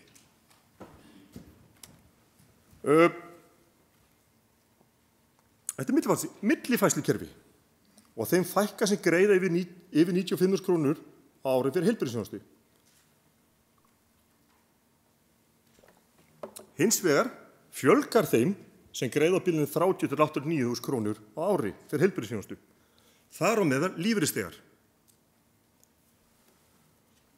Og líka það þannig að konur, þar að segja, fleiri konur muni greiða hærra verð fyrir heilbrigðisþjónustuna. Til viðbótar muni ríkið ekki, samkvæmt þessum óbreyttu lagafrumvarpi, verja meir peningi niðurgreiðslu á heilbrigðisþjónustu en þau raungir í dag. Þar að segja, það ekki að koma nýjir peningar inn í kerfið. Þannig getur þetta litið út að hámarkskostnaður almennings, bæði nýja greiðsluþátttökukerfinu og lyfjakerfinu getur orðið allt á 157.000 krónur. Hámarkskostnaður lífeyrisþega í þessu tveim kerfum á bilinu 80 til 105.000 eftir hvernig það raðast árið.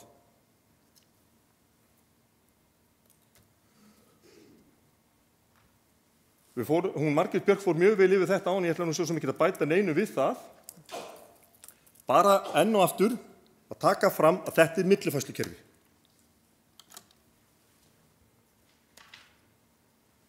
Þetta var líka sýnt áðan og rauðu tölurnar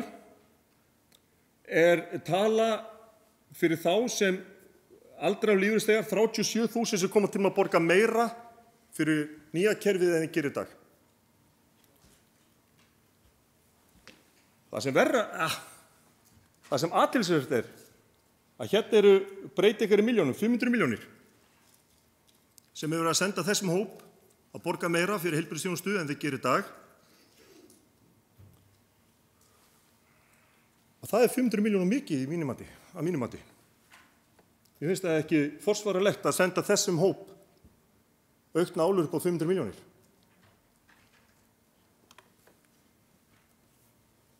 Það verður samt jákvæð, það alltaf gott þegar vor í nánd og horfa aðeins jákvætt augun og ég ætla ekki að gera lítið því að það rosalega gott að fá hámarksþak á heilbrigðisþjónustu. Það ver notendur fyrir miklum kostnaði. Gjaldtaka verður einfaldari. Þessi punktur sem ég nefni núna, jafnræði með sjúklingahópa eykst, það líka réttlætismál.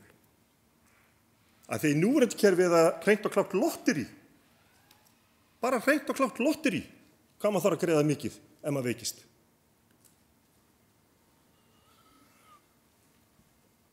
Sjúkratal og iðjuþjálfun verður hluti á nýja greiðsluþátttökukerfinu. Meira tekið tillit til barna og barnafjölskyldu Og í nýja frumvarpinu opnað á tilvísun í heilbrigðiskerfinu. Eitthvað sem menn ætla að fara hægt að stað með og allan að byrja á börnum. Það að segja að þau geta fengið tilvísun frá heilsugæslu til þess að fá sérfræðikostnaði niður felldan. Það vel. Nú ætla ég að fá að koma með nokkra punkta til umhugsunar nýtt kerfi.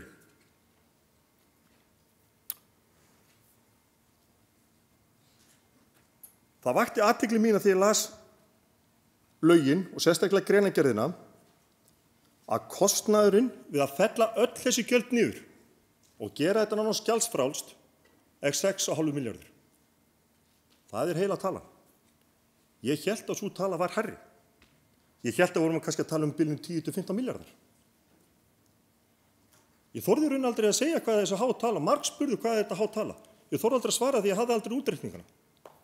En mér komur óvart að heyra að tala var 6,5 milljarður.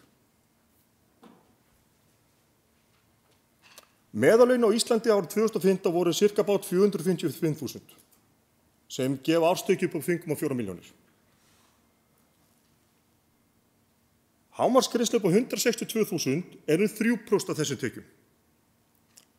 Lífeyrir, örorkulífeyrir, er það ekki rétt með 207.000? Er það 212.000?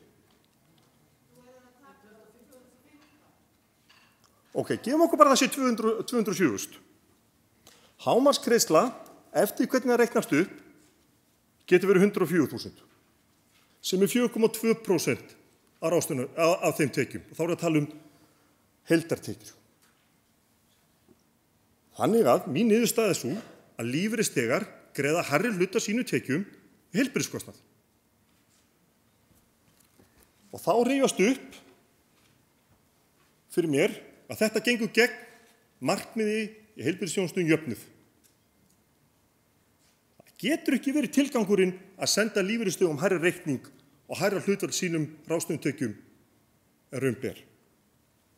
Ég endurtek það sem ég segi, konur munu greiða meira fyrir heilbrigðisþjónustuna en gerir í dag. Hámarkstakkið of hátt. 95.200 krónur og bara til samanburðar þá mjög svipað kerfi og í Svíþjóð, annars eitt kerfi fyrir lyf og annað kerfi fyrir heilbrigðisþjónustu. Og samanlagður kostnaður þar í Svíþjóð cirka bát 3.300 sænskar. Svona það bil 50.000 kall íslenskar, 51, 52 eftir hvað gengi á þeim tíma. Það svona cirka bát 1/3 sem við erum að horfa á hér á Íslandi. Eru Svíar að leggja meira til af opinberu fé til heilbrigðisþjónustunnar?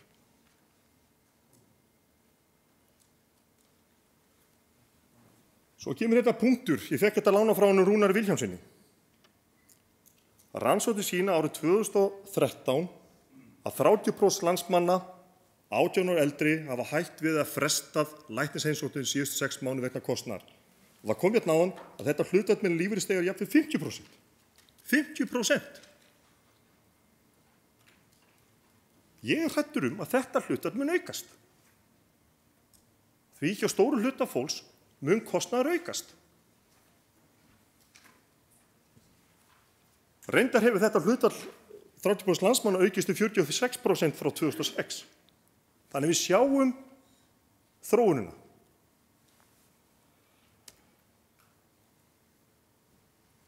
Nýja kerfi hámarkstak, fjármagn með tilfærslu á kostnaði, lyfin eru fyrir utan þetta kerfi. Þó svo það tekið tillit til barna eru fjölskyldan, einingin ekki varin fyrir samanlögum heildarkostnaði. Sálfræðiþjónustunni fyrir utan kerfið og ég fagna því að það á að taka upp tilvísunarkerfi en ég set spurningamerki við það að það á að taka upp tilvísunarkerfi og þá ekki að láta meira fé til heilsugæslunnar til þess að mæta aukinni eftirspurn eftir hennar þjónustu út af tilvísunarkerfi.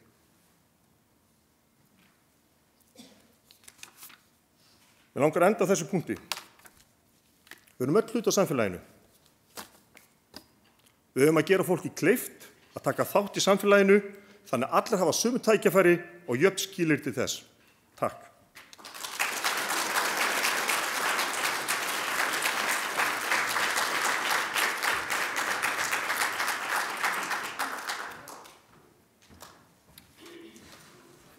Takk fyrir það. Mér sýnist á öllu að við séum á undan áætlun. Það er alltaf gott. En við skulum skella okkur í kaffilé sem hvað dagskrá á að hefja hér aftur á pallborði hefjast hér klukkan 15.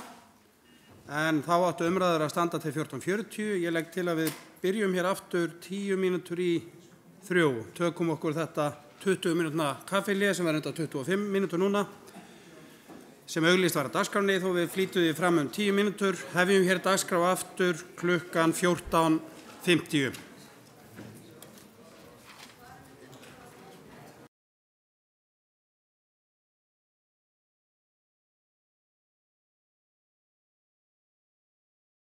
Jæja, ágætu gestir, þá kaffi hlénu lokið og mér langar að biðja þau sem munu sitja í pallborði að koma hingað upp. Veit ekki hvort ég á að lesa upp eins og kennari í skóla, ég held ekki, þið viti hver þið eruð. En skulum gefa þeim smá stund til að koma sér fyrir. Nú verður sem sagt opnað á umræður og fundagestir geta spurt þau í pallborðinu út í málið, erindin eða annað sem tengist. Við höfum rétt rúman klukkutíma, þetta risastórt mál, þannig að ég ætla að biðja fundagesti að vera knappa í máli sínu og koma með beinskeyttar spurningar.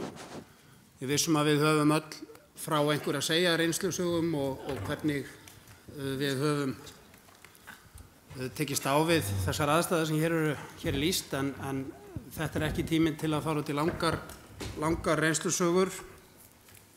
Heldur skulum við reyna að hafa hér beinskeyttar umræður málið.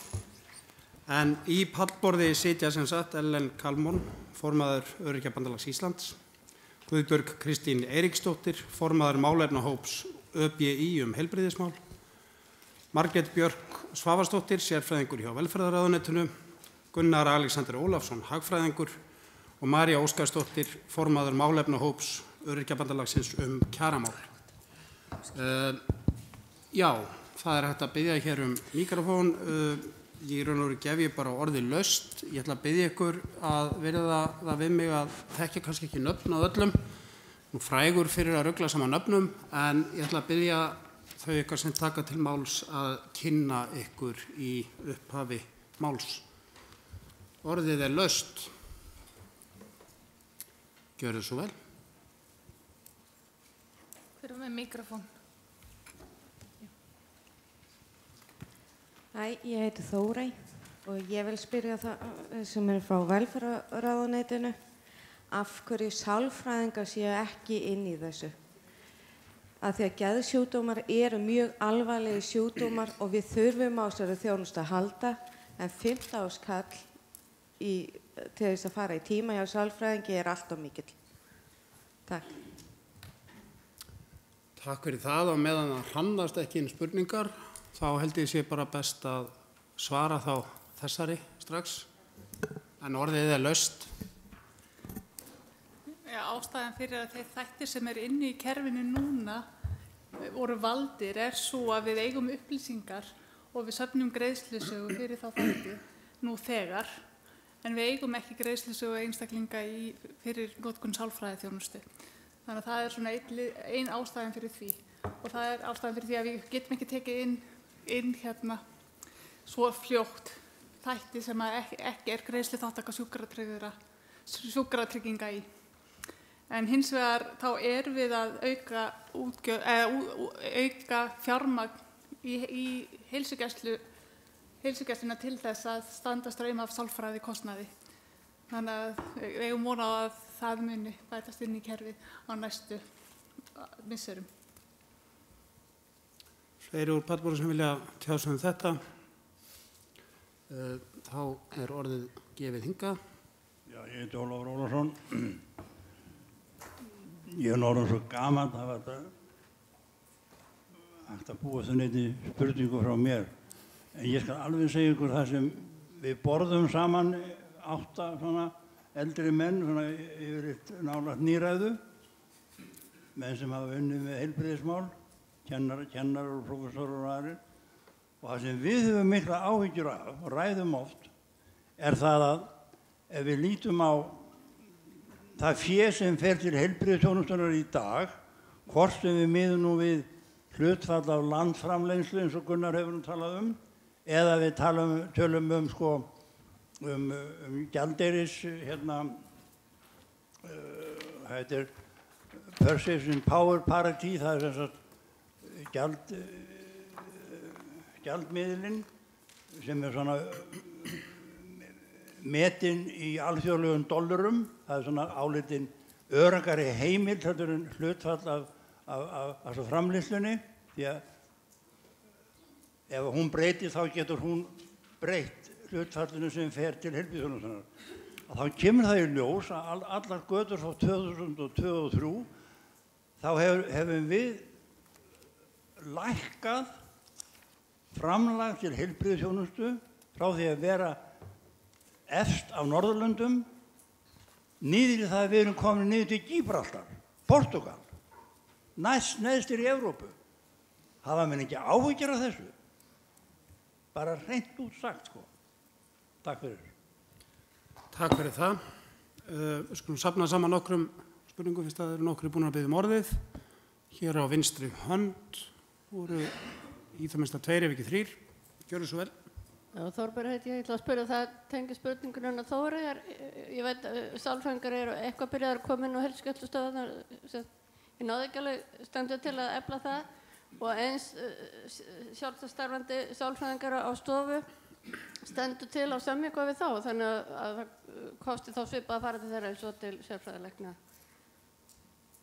Því eins og þú segir 15.000 krónur það ekki fyrir alla punga því út. Takk fyrir það. Við skulum taka 2 fyrirspurnir viðbót hérna. Já.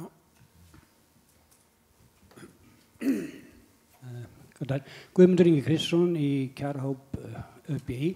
Mér langar að vita hvort það hefði verið gerð könnun hjá ráðuneytinu til dæmis og hinn geta svarað líka hversu margir hafa neitað sér þjónustu vegna þess að hún var ódýr í núverandi kerfi og hvort það verður gerður samanburður á hversu margir muni neita sér þjónustu áfram þar sem hún verður of dýr í núverandi kerfi. Takk fyrir. Takk fyrir það. Við skulum taka eina til þarna út af enda áður en við gefum pallborðinu orðið. Sæl, Hannes Þórsson heiti ég, félag nýrnasjúkra og er í heilbrigðisstofnun. Ég er með 3 spurningar til Margrétar. Fyrst ætla ég að taka fram þetta ekki spurninga. Ég veit að mitt fólk mun hækka verulega. Fólk sem þarf að fara í reglulega eftirlit og 2 til 3 mánaða fresti og fara jafnvel 1 til 2 myndatökur. Og mér finnst það sorglegt. 2. Gunnar kom inn á að frí þjónusta fyrir alla kosti cirka 6,5 milljarð. Og þá er kannski ekki búið að reikna inn í það sparnaði sem að fælst inn í framtíðina að fólk sem neita sinni þjónustu kemur seinna inn í kerfið og þar alveg vera dýrari sjúklingar. Hvort að þið hafi skoðað þennan möguleika? Þetta verður geta gengið í flestum Evrópulöndum, ég held í Frakklandi, ég vil í Þýskalandi einhverju leyti. Og svo 3. rétt skilja mér að tannlækningar falla ekki undir þetta. Og ef að tannlækningar falla ekki undir þetta, hver er ástæðan þar? Valla getur að vera út af sömu ástæðu út af sálfræðingar vegna sem við vitum að þið hafi verið að gera samninga við tannlækni gegnum árin. Takk fyrir. Takk fyrir það. Nú skulum við gefa pallborðinu orðið.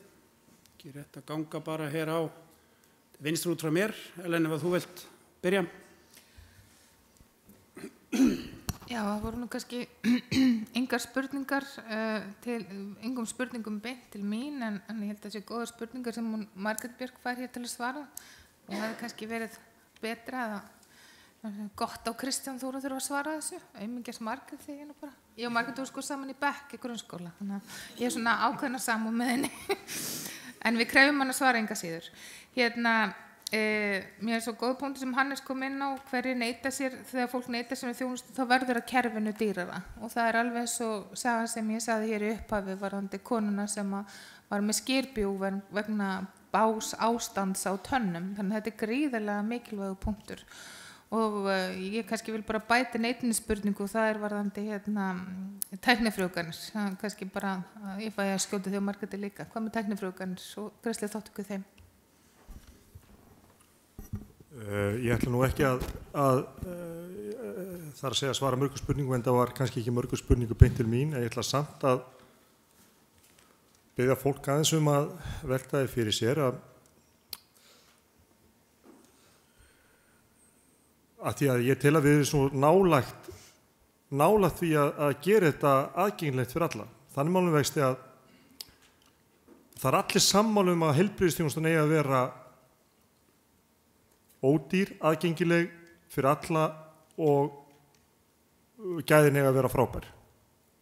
Ég meina það er engin stjórnmálamann sem tala gegn þessu. En samt þegar maður sér raunina, og sérstaklega þessi 10 ár sem einn ágætur maður sem ég þekki ágætlega hér í salinu nefndi áðan, að það er að segja fyrir 10 ára síðan vorum við á toppnum á Norðurlöndunum. Hvað var þar útgjöld til heilbrigðismála út frá verkri landsframleiðslu? Nú erum við komin í næsta sætið. Hvað gerðist þarna á þessu 10 árum? Hvar slóum við á kröfunum? Þetta er bara svona til umhugsunar. Takk fyrir það. Gjörðu svo vel. Þá skal ég reyna að svara þessum spurningu sem beint var að mér. Það var aftur að sálfræði þjónustuna. Já, það stendur til að auka sálfræði þjónustu í heilsugæslu og með nýrri kröfulýsingu fyrir heilsugæslu þjónustu þá er skýrt kveðið á það að það skuli veita meðferðir við lyndis- og kvíðaröskunum í heilsugæslu og fjármagni var veitt til þess nú í ár og svo sjáum við ekki fyrir en á næstu vikum eða dögum hvort að það verður aukið enn frekar fyrir næsta ár. Varðandi hversu margir neita sér þjónustu, við höfum ekki forsendur til að skoða hvað mun gerast í nýju kerfi, en ég held að við getum gert ráð fyrir þegar einhverju munu að kostnaður einhverja einstaklinga mun verða hærri og þeir munu þá sannlega neita sér þjónustu, en hins vegar verður þak á þjónustu, þannig að ef þú ferð á sjúkrahús þá veistu þá þarf aldrei að borga meira en 33.600 krónur fyrir komuna sem er ekki staðan í dag. Þetta getur orðið mun hærri kostnaður fyrir bara eina komu og svo fylgjandi kostnaði næstu vikur eftir komuna, tjekka upp og þess áttar. Og fyrir þá sem eru þá með stöðu annara í kerfinu, þá er þessi kostnaði 22.400 krónur. Ég veit að ég vil ekki gera lítið úr þessum upphæðum, en vissan það að þú ferð ekki yfir þessa upphæð kemur hugsanlega á móti þessari hækkun. Þannig einhverjir fleiri munu hugsanlega neita sér þjónustu en aðrir koma til með að græða á kerfinu og það eru þeir sem að borga miklu hærra fyrir þjónustuna í núverandi kerfi heldur en muni gera í næsta kerfi. Mér langar kannski, fyrir ekki, ertu að halda áfram? Já, ekki bara klára. Jú, fyrir ekki, mér fannst þú vera að hætta, en gjörðu svo. Já, og svo það með að það kosti 6,5 milljarða að hafa alla þjónustu fría og ég held að það væri margir sem myndi vilja það og þetta er bara ekki í höndum velferðarráðuneytisins að forgangsraða fé almennings á þennan hátt. En við myndum að sjálfsögðu vinna úr því að við fengjum það verkefni. Hver kostnaðurinn að hafa hana gjaldfrjálsa? Já, það sem við erum að nota gögn úr kerfum Sjúkratrygginga Íslands og þau hafa verið að batna frá mánuði til mánaðar núna upp á síðkastið og á þau gögn sem við höfðum að vinna með, þau sýndu að 6,5 milljarðar eru cirka upphæðin sem barst þangað vegna þessar þjónustu. En það berast ekki allir reikningar til dæmis frá þjálfurum inn í þessi kerfi og það má gera ráð fyrir að þetta sé svona mjög lauslega áætlað. Og já. Jú, rauninni hérna tannlæknakostnaðurinn, það sama ástæða fyrir því og með sálfræðiþjónustuna. Þetta kerfi sem ekki verið að greiða fyrir og við höfum ekki góðar upplýsingar kostnað einstaklinga í kerfunum. Varðandi það og verkefni í rauninni var að horfa á kerfið eins og það núna, setja ákveðin núllpunkt sem svo hægt að vinna áfram með í framtíðin og ég held að við munum horfa á skýrsluna ykkar í áframhaldandi vinnu hérna í frá. Og þetta engan veginn endapunktur á kerfinu. Já, það í rauninni sama, það ekki verið að horta það að bæta því við kerfið. Aðeins áður ég gef orðið áfram, það langar mig bara í ljósi orðaðina að spyrja bara svona einfaldra spurningar því að ég verið að leggja fram frumvarp. Það sem eins og þú segir getur verið og jafnvel gert ráð fyrir að einhverju muni neita sér þjónustu. Það ekki einfallega óboðlegt að þessi verið að leggja fram frumvarp sem að gera ráð fyrir því að einhverju þurfi kannski að neita sér þjónustu? Við erum enn að vinna að þessu frumvarpi og hvernig við innleiðum þetta nýja kerfi og erum að skoða hvað við getum notað, hvaða leiðir við höfum til þess að koma í veg fyrir það og vonandi finnum við eitthvað mjög góða og hluta leið til þess. Takk fyrir það. Þá gef ég orðið áfram. Ég ætla bara aðeins að koma inn á þetta og finnst það mjög athyglisvert hérna með þessa greiðslusögu samt við sálfræði þjónustuna. Það náttúrulega verður þá vantilega sagan endalaus ef það ekki hægt að byrja með eitthvað fyrir að koma í greiðslusaga því það náttúrulega ekki greiðslusaga með að það ekki verið að bjóða upp á afslætt og greiðsluþátttöku. Þannig þetta svona slanga sig bítus í skottið. Þannig ég bara hvet ykkur til þess að skoða það. En svo það eru margir aðri þættir sem til saga til dæmis eins og hjálpartæki og niðurgreiðsla á ferðum vegna læknisþjónustu og með tannlækningarnar að það allavega lífeyrisþegar. Þeir ættu væntanlega að vera inn í kerfinu með tannlækningar. Mér finnst alltaf merkilegt með það stundum eins og munnurinn sé ekki hluta líkamanum. En það líka mjög merkilegt eins og nefndi aðeins Gunnar Alexander áðan í sambandi við endurgreiðslu vegna tannlæknakostnaðar. Lífeyrisþegar eiga rétt á 75% greiðsluþátttöku sjúkratrygginga vegna tannlæknakostnaðar nema gjaldskráin í grunni frá 2002 held ég og hefur hækkað 10% síðan meðan verðlag hefur hækkað til 100%. Þannig, bara mér finnst þetta stundum dálítið svona að vera svona aðeins að slá ryki í augun á fólki, kalla þetta afslátt og svo þetta bara smápeningar. Það það sem ég hafði þetta að segja. Takk fyrir það. Gefum orðið áfram.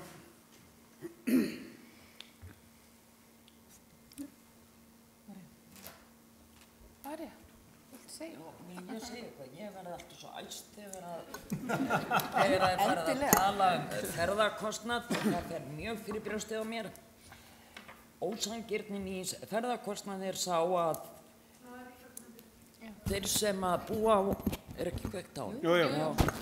Þeir sem búa á landsbyggðinni og þurfa að sækja sér læknisaðstoðar annarkvort til Reykjavíkur eða Akureyrar sem yfirleitt svæðin. Þeir eiga rétt á að fá 2 ferðir greiddar á ári. Alveg sama hvort þú ert að fara í sama lækni eða ekki. Af þessum ferðum þá borgar þú 1.500 krónur af ferðinni, 1.200 krónur í læknisvottorð til að sækjum ferðina endurgreidda. Síðan þarftu að fara 3. ferðina kannski, þá situr þú uppi með allan kostnað. Læknisvottorð, flug eða bíl, síðan þarftu kannski ef þú flýgur þá þarftu að taka leigubíl fram og tilbaka, jafnvel gistingu og kostnaður oft komin upp í 50-60 þúsund sem fólk ræður ekki við sem á lífeyri. Það neitar sér þessar ferðir, ef það getur fengið fríar ferðir þá reynir það að nota sér það en því miður.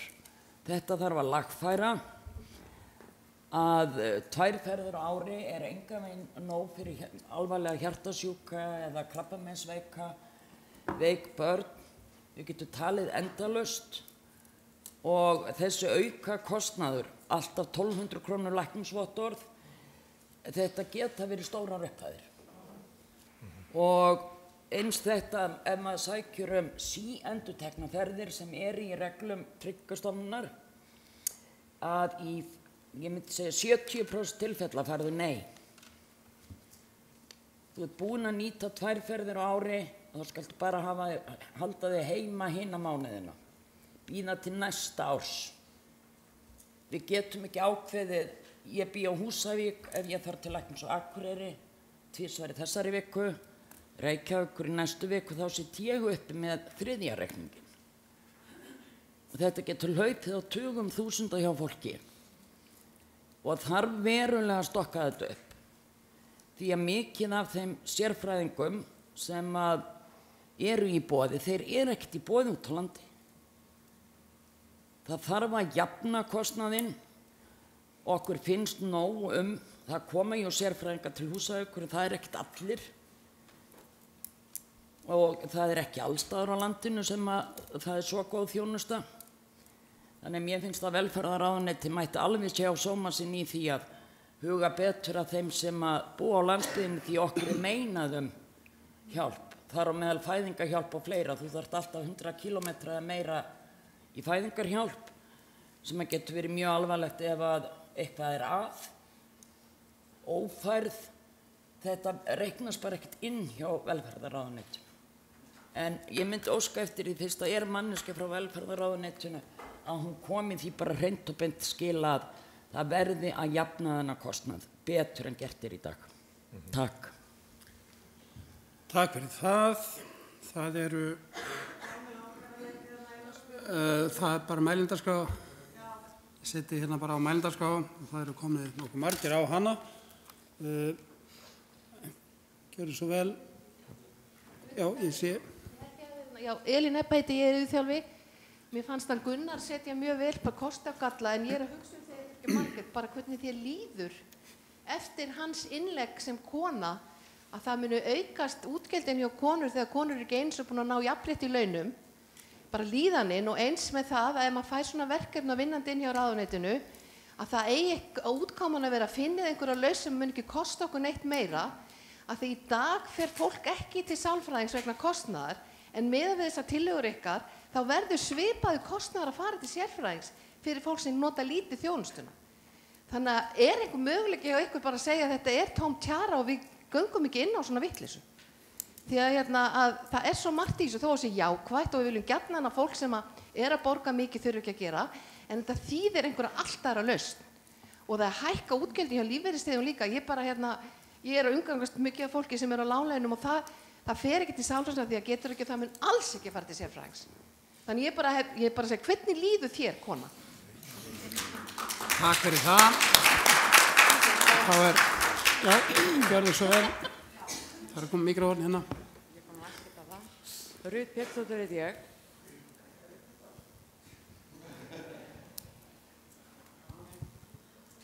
Já, mér langar til þess að vita með velferðarráðuneytið, hefur ykkur ekki dottið í hug að ríkið, verkalýðsfélög, lífeyrissjóðir taki ykkur saman þegar fólk lendir í slysum eða veikindum að vera með áfallateymi til þess að viðkomandi geti notið endurhæfingarinnar og komist aftur út í lífið strax. Í staðinn fyrir það enginn sem segir manni hvaða rétt maður á, ekki Tryggingastofnun, ekki sjúkratryggingar og meira segja núna bara var einn atvinnulegs að segja mér það að öryrkjar, ef við værum á lista hjá Rauða krossinum og þurftum á sjúkrabíl að halda, þá þurftum við að vera skráð þar og þá kostaði sjúkrabílinn 3.000 skall í staðinn fyrir 7.000-8.000 annars staðar. Og það enginn sem segir manni nokkra reglu og ég skora á ykkur fyrir alltaf að kasta krónunni og hirða aurinn, þið byrjið alltaf á röngum enda. Og þið verðið að fara að breyta þessu til þess að fólk komist aftur út í lífi. Það býður enginn það að verða öryrki og komast ekki út í lífi aftur. Takk fyrir það. Það var herramæðurinn fyrir framann. Já, komið sæl, Oddur heiti ég Ég gef mér það að það liggi fyrir útreikningar til grundvallar á þessu frumvarpi greiðsluþátttöku, þessu nýja frumvarpi. Eru þeir útreikningar eitthvað útbærir? Og svo væri forvitnilegt að vita hvað er það þekkt stærð, hvað meðalöryggi greiðir háan hluta tekna sinna í lyf- og læknishjálp yfir árið. Takk. Takk fyrir það. Við skulum taka eina í viðbót hér áður við hleypum pallborðinu að. Það var einhver þannig vinst. Já. Já, góðan daginn. Sigurbjörg heiti ég. Ég með allavega 2 spurningar. Tannlækna niðurgreiðsla frá ríkinu búin að vera óbreytt í síðan 2003. Stendur ekki til að breyta því? Í alvöru? Og í öðru lagi þá ég einstæð móðir, öryrki og þegar ég sá af þessu breytingum sem hefur framundan í sjónvarpinu, ég átti erfitt með að sofna og bara aukinn kvíði og allt álag og áhyggjur eykst til muna og ég í starfsendurhæfingu og endurkoma öryrkja út á atvinnumarkaðinn með allt þetta sem vinnur svona á móti okkur. Velferð hverra verið að tala með þessu sem á að setja á okkur núna, hækka greiðslur sem við eigum að greiða og að það sé ekki tekið þátt hjá með greiðslur til sálfræðinga. Ég kemst ekki að hjá geðlækni, þeir eru svo umsetnir, þannig að ég get ekki einu sinni sinnt mínum málum almennilega nema að því að ég hjá Janus endurhæfingu eins og stendur, en það að líðandi lok. Og velferð hverra verið að hugsa Finnst ykkur forsvaranlegt að slíga okkur enn frekar með þessari greiðslubyrði og við sem eru foreldrar með börnin okkar og erum að reyna að standa í lappirnar og bera ekki kvíðan yfir á börnin okkar og gefa þeim mannsæmandi líf, við erum í baráttu sem að slíga okkur, gjörsamlega.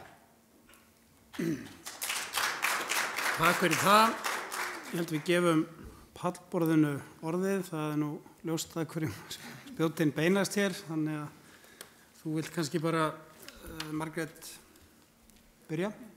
Já, markmiðið með kerfinu að ná utan kostnað einstaklinga og geta greint betur hvað það sem einstaklingar standa frammi fyrir. Þessar upplýsingar höfum við ekki haft hingað til og erum að nálgast í fyrsta skipti núna og það svona ástæðan fyrir því að við tökum þessa þætti sem inn í nýja kerfinu núna.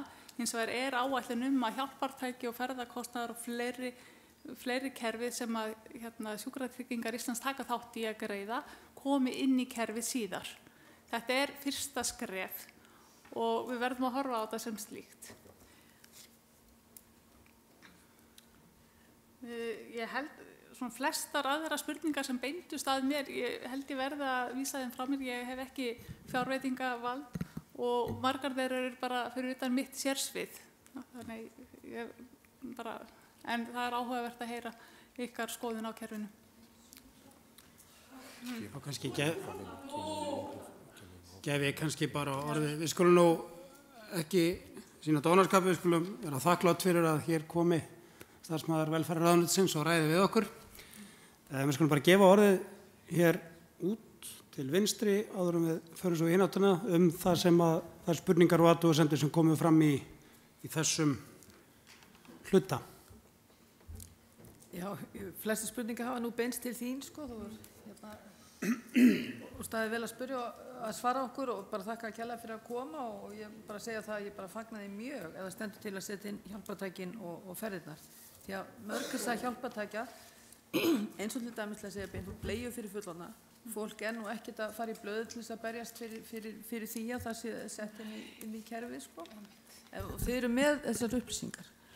Eins og ég nefndi áðan, að Sjúkratryggingar eru með upplýsingar ferðakostnað fólks og svoleiðis, þannig að ég bara segja það, ég fagna því mjög og bara sem fyrstast, eins og strákurinn sagði. Takk fyrir það. Marja? Ég hef nú lítið litlu að svara. Það biðum að tala já. Já, ok. En ég bara sammála þeim hérna sem komið hefur fram. Bæði með kostnaðin og annað, en ferðakostnaðin verður að taka í gegn ekki síðar en í gær. Þessi kostnaður að sliga fólk. Það fær lán fyrir þessu sem það svo í heilt ára endurgreiða. Fyrir utan það hvað því líður hryllilega þegar það að leggjast upp á fjölskyldu, vini og vandamenn annar staðar. Það þarf ekki nema flugfalli niður, áttu þá að fara inn á hótel og borga 40 skall. Mánaðarlaunin farin í eina læknisferð. Þess vegna finnst mér að velferðarráðuneytið og þar sem kom nú skýrt fram í fréttum þegar í viðtali við Kristján Þór Júlíusson sem nú heilbrigðisráðherra, hann sagði öll sín loforð stæðan við. Ég myndi vilja sjá það, því ég hef ekki séð þetta einasta loforð sem hann hefur staðið við ennþá. Þú getur kannski starfsmaður ráðuneytisins svarað því, stendur hann við öll loforð í vinnunni. Sætabrauð með kaffinu þegar hann lofar. En Gunnar, það var hér komið inn á ákveðnum hluti, mig langaði að spyrja þig, þú ert nú ekki kona og getur ekki svarað fyrir hvernig þið líður með það, en mig langar að biðja þig aðeins að koma betur inn á þetta með að þetta verði dýrara fyrir konur, og svo að bara inn á það sem fram kom.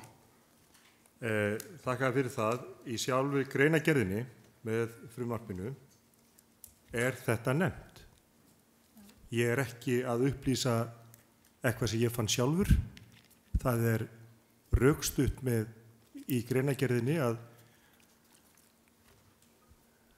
konur nota heilbrigðisþjónustuna meir hlutfallslega en karlmenn. 2, það ákveðin hópur sem verður fyrir því að þurfa að greiða meir fyrir heilbrigðisþjónustuna eftir breytinguna en fyrir breytinguna. Ergo, það verða fleiri konur sem greiða hærra verð í nýju kerfi en áður. Ef ég las eitthvað vitlaust í greinargerðinni þá biðst ég afsökunar, en ég tel mig vera nokkuð læs og þetta las ég í greinargerðinni. Takk fyrir það. Vilt þú koma inn á öðrum við hleypum meðlun að? Já, ertu að tala um sætabrauðið eða? Nei, ég ætlaði að minnast á þetta með þetta ákveðin kynjagreining sem hann gerði á frumvarpinu og þó þetta rétt eins og Gunnar Alexander skilur þetta, það eru fleiri konur sem nota heilbrigðisþjónustuna, þar af leiðandi eru fleiri konur sem að greiða fyrir heilbrigðisþjónustuna og þar af leiðandi munu fleiri konur komast upp í þetta ákveðna þak og fá ókeypis þjónustu, en einnig munu fleiri konur þurfa að borga meira. Þannig að það falla í alla þessa hópa sem við erum að tala um. Takk fyrir það. Ellen, vilt þú koma inn á eitthvað af því sem hér kom fram? Ég held að engum spurningum hafi verið beint til þín. Nei, það alveg rétt. Mér langar bara til að spyrja, þú talar Margrét, sálfræðiþjónusta inn á heilsugæslu vegna lindis og kvíðaraskanna. Er það sálfræðiþjónusta einvörðingu fyrir börn eða það fyrir fullorðna líka? Þetta þjónusta fyrir alla. Fyrir alla, þannig að þetta fyrir fullorðna líka. Ekki einskorðað. Það gott hjá geðfólkinu mínu sem hér að skrá þetta svolítið hjá sér og fylgjast með því vegna lindis og kvíðaraskanna. Okay? Já, það var konur. Ég var á ráðstefnu daginn úti í Finnlandi þar sem var að tala heilbrigðiskerfin á Norðurlöndunum, bara svona almennt, og það var að tala konur og karla í heilbrigðisþjónustu, þar að hvernig þau nýta sér heilbrigðisþjónustu, og það var alveg ljóst að konur fara mikið meira til læknis en karlmenn, þannig það á hinum Norðurlöndunum líka, og þegar karlmenn fara til læknis þá var það í langflestum tilfellum að því að konan sendir þá. Og þegar þeir mæta til læknisins, þetta var rannsókn, háskólastúdía og niðurstöðurnar voru svo sláandi og þegar þeir mæta svo til heimilislæknisins þá það oft þannig að þeir muni ekki af hverju eru þarna, þannig þeir hringi konuna til að spyrja af hverju ég hér, hvað átti ég að tala við lækninn minn. Og hjá heyrnarlæknum þá það mjög oft hjá að þeir mæta til heyrnarlæknis að því að konan sendi og það yfirleitt aldrei neitt að heyrninni. Þannig það voru alls konar svona hlutir, en það var líka að tala um það þegar karlmenn mæta á bráðamóttökuna, þá fá þeir yfirleitt fljótari afgreiðslu, en það yfirleitt að þeir mæta þó eru mjög veikir. Þannig að það þarf að afgreiða þá strax, þannig þeir bíða yfirleitt skemur á biðstofunni. Þannig að þetta var svona, þetta var svona áberandi og karlmenn deyja fyrir konur, það var líka. Þannig að karlmenn ættu kannski að fara að nota heilbrigðisþjónustuna meira og hugsa meira um sjálfan sig og hlusta eftir hvernig þeir hafa það. Það var einhvers sem sagði að þetta getur líka verið svona, hvað heitir þetta, svona filteruð heyrn, ég bara heyri ekki sem kona mín segir. Valkvæð heyrn? Já, hvað segirðu? Valkvæð. Valkvæð heyrn, já, þú þekkir þetta, Kolbeinn. Ég heyri ekki til þér. Mér þykir einboðið að konur fái nú jafnvel hluta bara á greiðslunni sem að læknarnir fái sín hlut, því að eitthvað eru þær að taka á sig að þeirra vinnu. En við skulum halda áfram mælendaskrána. Gjörðu svo vel. Já, það eru bara allir skrifaði niður í þeirri röð sem er rétt upp hönd. Já, sælverði.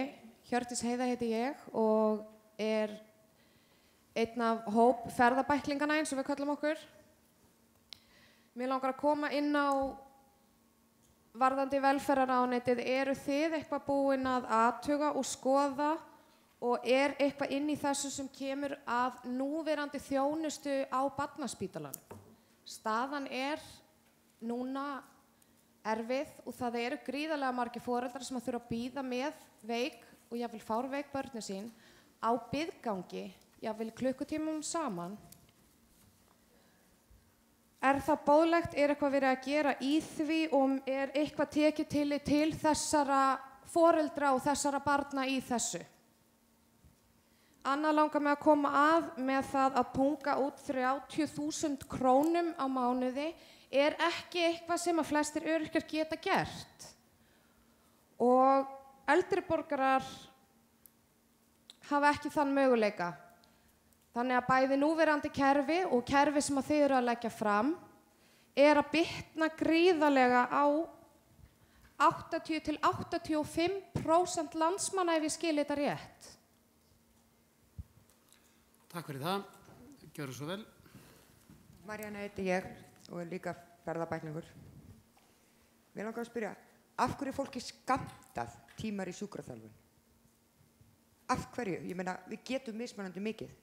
Þetta er bara, sem sagt, ég til dæmis á að mæta 2–3 í viku, en ég myndi vilja fá meira, af því að ég get gert meira. Fari ég 2 í viku, þá kostar það mig 12.000 krónur á mánuði. Fari ég 3 í viku, er það 80.000.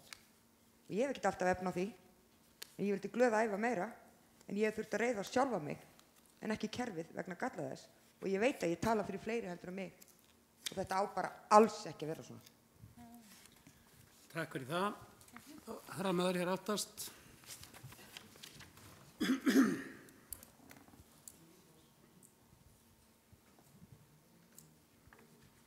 Komið þess að... Halló. Heyrist vel í þér? Já, það heyrist. Okay. Magnús heiti ég. Ég var veikur allt árið fyrra, greindist með krabbamenn í maí og illkynja krabbamenn og fór í áhændaskann til Kaupmannahafnar og stóra skurðaðgerð og síðan lyfjameðferð. Að þarna, ég bý út á landi og ég vil taka undir þetta með ferðakostnaðinn. Ég er að greiða sem sagt í fyrra milli 500.000 og 600.000 í ferðakostnað. Þar af sem sagt greiðir sjúkratryggingar 72.000 tilbaka, þannig að nettó er þetta eitthvað 500.000 en þannig er ekki inni sem sagt ferðir fyrir konuna. Að til dæmis þegar ég lá á spítala þá heimsótti mig og við fórum ekkert rétt fyrir það. Þannig að ferðakostnaður er eitthvað sem að skipta máli og það er líka inn í þessu öllu sambandi er að sko maður er ekki einn, maður er fjölskylda. Það er börn og maki og það er náttúrulega fáránlegt að taka þetta ekki inn í myndina. Að þarna þið sá þess að tölu fyrst 120.000 sem Öryrkjabandalag var að tala um, þá bara mér fannst þetta allt og hátt. En ef maður tekur allt inn í lækniskostnað, lyfjakostnað og annað að þá þetta svo sem ekkert ósanngjarnt þannig að séð. Þó að mér finnst eðlilegt að þetta sé bara ókeypis. Mér finnst þessi tala 6,5 milljarður sem að Gunnar er að benda á og ráðuneyti tekur undir. Mér finnst það nú dálítið flott að það sé bara hreint að 6,5 milljarður. Þetta er ekki mikil upphæð. Það eru sem sagt alls konar upphæðir á Tortóla og alls konar menn eru að fela pening út allan heim. Það er að leggja niður auðlegðarskatt og veiðigjöld lækkuð. Þessi peningur er til í þjóðfélaginu. Og 86.590 manns voru í gær búin að skrá sig á áskorun Kára Stefánssonar. Er fólk að biðja aukin greiðsluþátttöku í heilbrigðisþjónustunni? Það get ekki ímyndað mér. Fólk vil sem sagt að ríkið taki þátt og greiðir sem sagt þennan kostnað. Og mér finnst alltaf sláandi þess að tala að hlutur sem sagt þess opinbera í heilbrigðisþjónustunni hefur minnkað. Hlutur heimilanna hefur stóraukist, það er ekki 96% aukning á kostnaði heimilanna. Þetta eru mjög sláandi tölur. Það sem er eitt merkild sem að framhald því sem að Gunnar kom inn á, rannsóknir hafa sýnt að ef að fólki skiptist samkvæmt stéttum, þá eru þeir sem að standa lægst í þjóðfélaginu, þeir leita síst heilbrigðisþjónustu. Gunnar var að tala um að væri 30% landsmanna sem að frestuðu eða hættu við að leita sér heilbrigðisþjónustu. Er ekki 50% í lægstu stéttunum og þar af eru náttúrulega öryrkjar. Og þetta er náttúrulega mjög alvarleg og hátala sem að er bara virkilega eitthvað til að staldra við.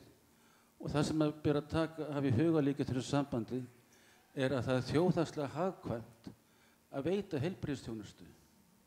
Að hvert ár sem að fólk getur verið á vinnumarkaði getur heilbrigð getur sinnt fjölskyldu og börnum eða hvaða hlutverk sem það hefur í þjóðfélaginu, að þá er það sparnaður fyrir þjóðfélagið. Það er ekki bara atvinnutekur heldur líka þessi óbeina vinna sem er að sinna fjölskyldu, þessi sjálfboða vinna og allt þetta sem fólk er að sinna í þjóðfélaginu. Þetta skilar sér, þannig að heilbrigðisþjónusta, öflug heilbrigðisþjónusta skilar sér tilbaka. Og 6,5 milljarður er bara hlægilega lítil tala miðað við allt annað.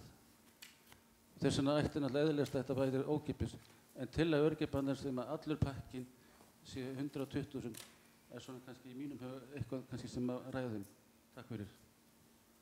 Takk fyrir það. Gjörðu svo vel. Já. Anna heiti ég og ég með eina spurningu til ykkar, velferðarráðuneytisins. Ég búin að vera með unga stúlku, dóttur mín í krabbameinsmeðferð. Ég búin að þurfa að fara með hana þrívegis til Kaupmannahafnar af því það er ekki til PET-skanni hér á landi. Þetta búið að kosta okkur 900.000 þar sem ég fæ hvergi neitt greitt, að því hún er 18 ára gömul. Er það stefna velferðarráðuneytisins og Íslands, hreinlega vitleysingarnir sitt þarna inn og núna eins og Kristján Þór, ég þekki hann persónulega, er það stefnan að fólk sem veikist verður að flýja land? Eða get ég komið með þennan reikning sem ég er með heima, alla þessa reikninga, til ykkar og fengið þetta endurgreitt? Ég þurfti að taka lán.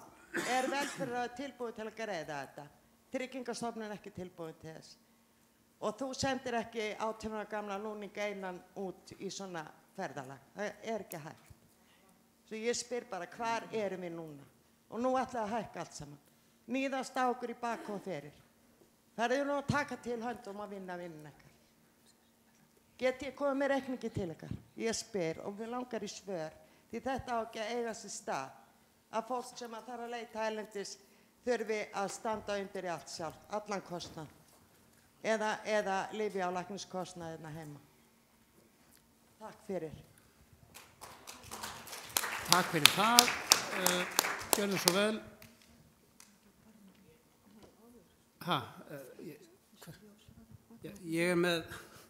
Ég tek fólk niður eftir þeirri röð sem það réttur upp hönd. Þið verðið einfallega að treysta mér. Gjörðu svo vel. Komið sæl. Mér langar til að þakka fyrir þennan fund, byrja á því. En jafnframt þá óska ég eftir því að hún Margrét frá ráðuneytinu svari mér skýrt og okkur með fyrirspurn sem ég kem núna með.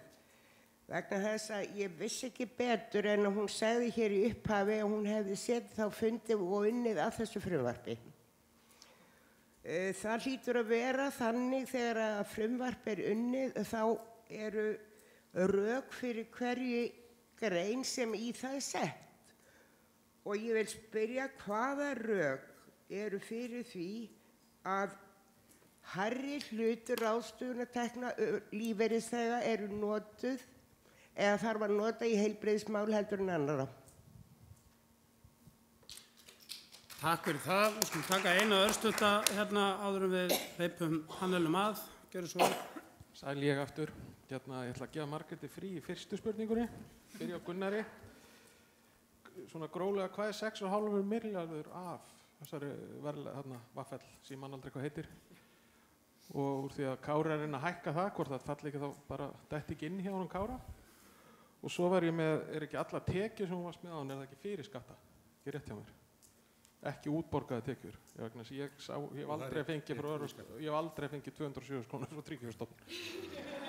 Og svo er það Margrét, því miður. Ég ætla aðeins að leggja smá á því miðbót. Lyfjakostnaður. Hafið þið hugsað að setja mánaðarlegt greiðsluþak á lyfjakostnað eins og þið gerir þessu kerfi, eins og til dæmis 1/10 af heildarkostnaði, og hafið þið hugsað það að setja lægra greiðsluþak á sameiginlegan heilbrigðiskostnað og lyfjakostnað. Þannig að verði ekki, ef ég man rétt, sirka 160 skall fyrir almenning, þannig að það verði kannski 120.000, þannig að það verður samspil þarna á milli, þótt að sé ekki inn í sama kerfis ennþá. Takk fyrir. Takk fyrir það. Þá skulum við afsakið gefa Hannelum orðið. Ég held að við séum ekkert að breyta út frá því að Margrét svari bara fyrst. Já, ég held að ég svari þeim spurningar sem snúa að þessu nýja greiðsluþátttökukerfi og ég kom aðeins inn á það í erindinu minni áðan að við byrjum á 2 kerfum, einu fyrir lyfin og öðru fyrir heilbrigðisþjónustuna til að byrja með, á meðan við fáum reynslu á kerfunum og hugsanlega verða þau sameinuð síðar og þá verður horft á það hvort kerfið nýtist betur. Þetta er það sem við erum með mánaðarlegt greiðsluþak eða árlegt greiðsluþak, þar sem einstaklingur getur lent í því að borga allt þakið á mjög skömmun tíma. En það er einmitt ástæðan fyrir því að við völdum þetta svokallaða B.A.B.-kerfi núna, var það að prúfa að skoða kerfi þar sem við greiðum bara hluta af árlegu þaki inn í mánuði og dreifum kostnaðinn svo á mánuðina sem eftir koma.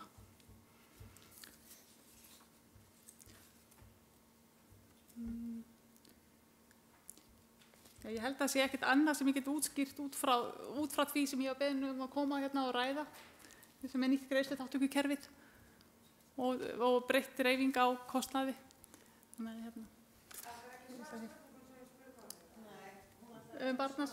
Barnaspítalann.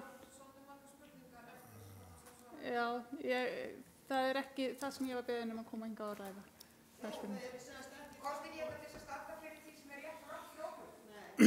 Hún kom hingað til að útskýra frumvarp þetta nýja greiðsluþátttökukerfi. Hún er sérfræðingur hjá velferðarráðuneytinu og ef hún metur það sem svo að það sé ekki innan þess hennar hlutverk sér að svara spurningu sem aðeins er beint, við skulum muna hún er bara sérfræðingur hjá velferðarráðuneytinu, afsakaðu, þá verðum við einfallega að virða það. Við verðum bara að vera ánægð með að hún sé komin hérna að ræða við okkur og ekki þjarma að fólki sem kemur og gefur sér tíma til að koma þó og ræða við okkur.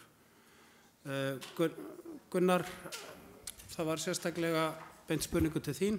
Já, ég þakka fyrir spurninguna. Þetta er góð spurning. Kári Stefánsson hefur hrundið af stað á undirskriftasöfnun sem það bil 86.000 manns hafa tekið þátt í og hann talar þar að við erum að stefna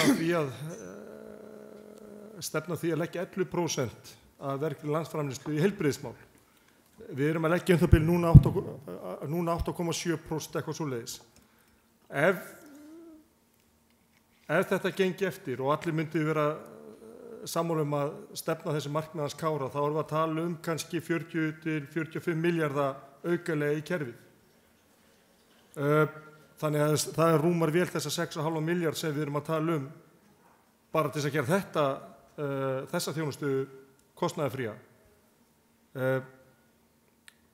Þannig að, já, það svarar því þannig algjörlega að það yrði það mikil innspýtingin í heilbrigðiskerfið fjárhagslega að þetta myndi nást upp 11%. Hvort það næst ekki mitt að svara. Takk fyrir það. Eru fleiri pallborðar sem vilja koma inn á eitthvað af því sem kom fram í þessar umferð? Ég finnst vantað að hún svari spurningunni frá Önnu með kostnaðinn til Danmerkur. Ef hún mögulega gæti. Og spurt var hvort að það var hægt að senda mér reikningin. Já, það er ekki því miður ekki hægt að senda mér reikningin. Þú er að það er það leiðir sem...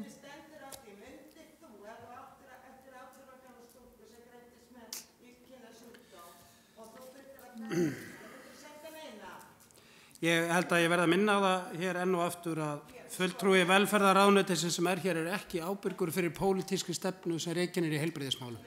Þakkaði fyrir þetta. Hún sérfræðingur hjá velferðarráðuneytinu sem að gefa sér tíma til að koma að ræða hér við okkur.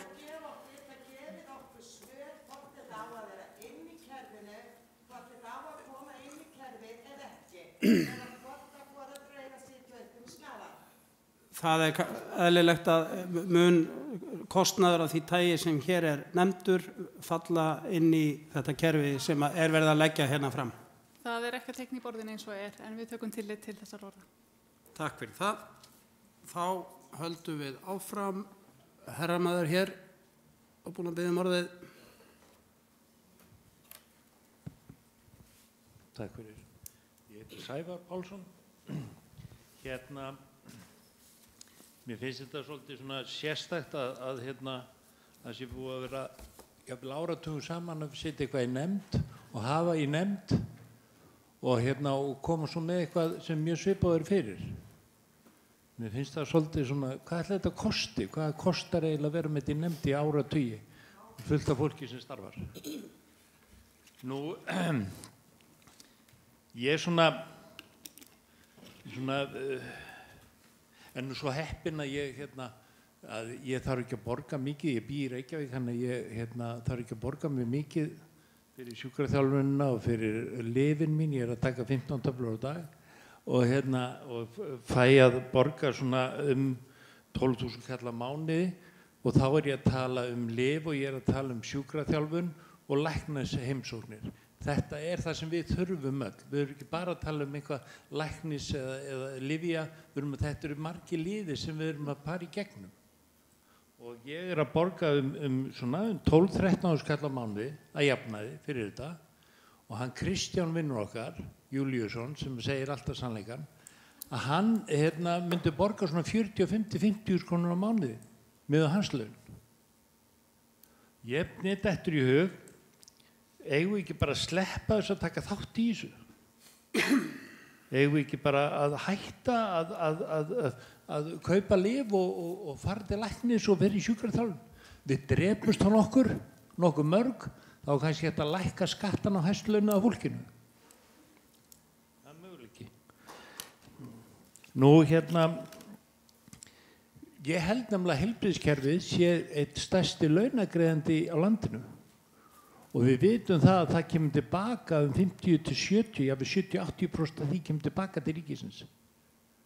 Þannig að við erum kannski ekki alltaf að tala sömu hlutina. Og mér finnst þess að við erum að tala í sambandi við að það voru sett í lög sérstök réttindi sjúklinga. Hugsið ykkur, það var ekki 1897, það var 1997. Ertu með beina spurningu frá þeim tím? Já, ok. Kort eftir að fundartíma. En ég ætla að spyrja bara þá í lokin, við getum borgað þetta og hitt, en við þurfum þá að hafa laun til þess. Við þurfum að hafa lífeyrir. Ekki verið að slá ríki augum okkar með þessu og staðið fyrir að tala hækkun á lífeyrir öryrkja og aldraðara. Takk fyrir. Takk fyrir það. ætla að byrja fundamenn að vera knappa í máli sínu. Það eru á mælendaskrá 7 og á meðan næsti fyrirspyrjandi talar þá ætla ég að loka mælendaskránni því að svo skulum við fá í lokin smá viðbrögð frá panel, en gjörðu svo vel. Já.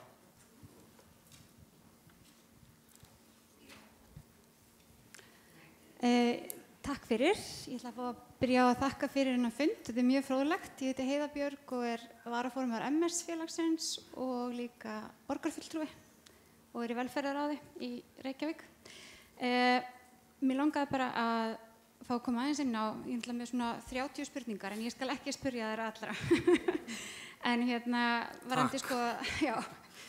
varðandi lýðheilsustefnu, af því að ríkisstjórnin hefur sett sér ákveðna svona lýðheilsustefnu sérstaklega og ráðið sérstaklega starfsmann í forsætisráðuneyti til þess að leggja áherslu á það hvort það sé virkilega þannig að þetta hafi ekki verið skoðað út frá því á einhvern hátt í samræðu þessar breytingar á kostnaðarþátttöku.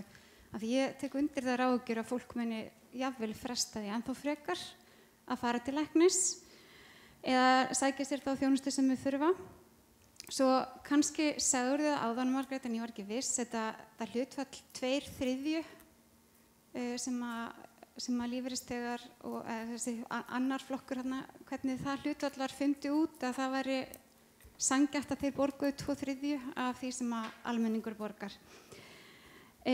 Svo langaði mig líka að fá að spyrja þig, það er alltaf verið að tala um að útgjöld til heilbrigðismála hafi aukist. Hversu stór hluti af þeirri aukningu eru tannlækningar barna sem síðasta ríkisstjórn samþykkti og eru svona að tekka inn, að ég hef ekki alveg fundið það. Svo langaði mig bara að leggja áherslu og kannski biðja ykkur um að fylgja fast eftir þessum hjálpartækjum, því það skiptir okkur og mína félaga í MS-félaginu mjög miklu máli. Við þurfum, og hjálpartæki geta hreinlega breytt í bara hvernig líf fólks er. Bæði að það komi þarna inn og líka einhvern veginn að jafnvel mætti systeminu vera betra en það er í dag. Eins með næringaráðgjöf. Ég hefði gjarnan vilja heyra hvort það er eitthvað svona nálagt komin. Svo varandi bara tannlækningarnar, það er eitthvað sem við sjáum að tannlækningar barna fór inn á síðasta tímabilið síðustu ríkisstjórnar, þá komu tölur frá OECD að við varum með 7. verstu tannheilsu barna. Eru til svona tölur fyrir fullorðna? Ég bara veit það ekki og ég held ekki, að ég var allavega ekki fundið þær. Og þetta er fólki sem kemur mjög mikið til sveitafélagana. Það er fullorðið fólk sem eru öryrkjar eða eru illa staddir fjárhagslega og hafa ekki efni á tannlækningum. Og þannig að þetta er svona mál sem snertir okkur líka í velferðarmálunum í sveitafélagunum. En annars bara kæra þakki fyrir fundin og fyrir skýrsluna. Við hjá MS-félaginu munum klárlega að senda inn umsögn. Takk fyrir það. Herra fyrir framann. Já, sælverðið. Jakk heiti ég, Hrafnkell. Í samfloti hér með ferðabæklingum og einnig fyrir sjálfan mig. Því að ég sjálfur öryrki og kona mín öryrki. Og mér langar til að beina nokkrum spurningum að fulltrúa velferðarráðuneytisins í sambandi við ferðakostnað sem hefur verið komið hérna inn á áður. Ég furðaði mig á því og hún vildi ekki svara þessari fyrirspurn með Barnaspítalann frá þeim Heiðu og Maríönu. Sérstaklega fyrir það að það verið að leggja þetta frumvarp fram. Til hvers er verið að leggja fram frumvarp sem er hálfkarað, sem er eitthvað hálfkák og er ekki búið að ganga frá að fullu. Við erum að horfa hérna upp á ferðakostnað hjá fólki upp á 100.000, jafnvel milljónir til útlanda til þess að komast í nauðsynlegar græjur varðandi krabbameinsrannsóknir og annað. Og þetta svona lagað er náttúrulega bara óþolandi. Kona mín er búin að þurfa á þessu ári að fara 14 sinnum frá Selfoss til Reykjavíkur út af sérfræðilæknum og hún fær ekki krónu endurgreitt af því.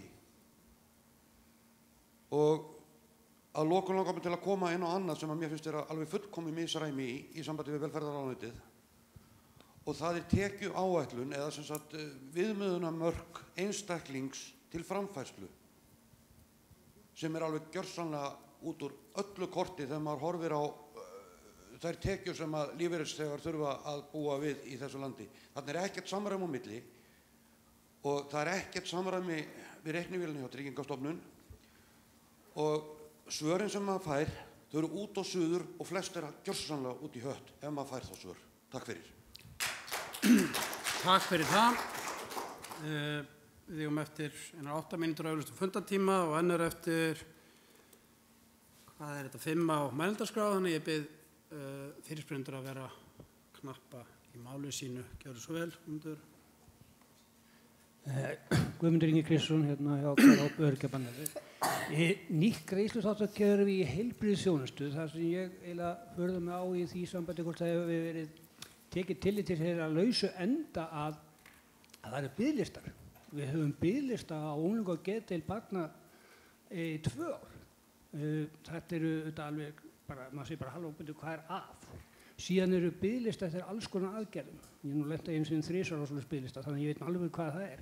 Þannig verið að ávísa á örorku framtíðar hjá fólki. Ég meina, ekki tekið á svona endum áður en þú segir vegna þess að greiðsluþáttakerfi hentar ekki svona fólk, okkur sem eru á biðlistum eða fara á biðlista. Vegna þess að við eigum ekki, þá við munum borga, fáum við ekki neitt. Ekki fyrir kannski 2 ár, 3 ár og ég veit fólk sem hefur þetta bíða eftir geðheilbrigðisþjónustu og ekki með okkur lengur, þannig að það færa hann ekki einu sinni. Takk fyrir það. Það er búið að koma fram. Þá var Emil, gjörðu svo vel.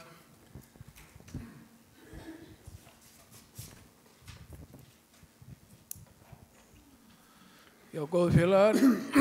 Emil Thoroddsen heiti ég og frá Gigtafélaginu og einnig í heilbrigðishópnum innan Öryrkjabandalagsins.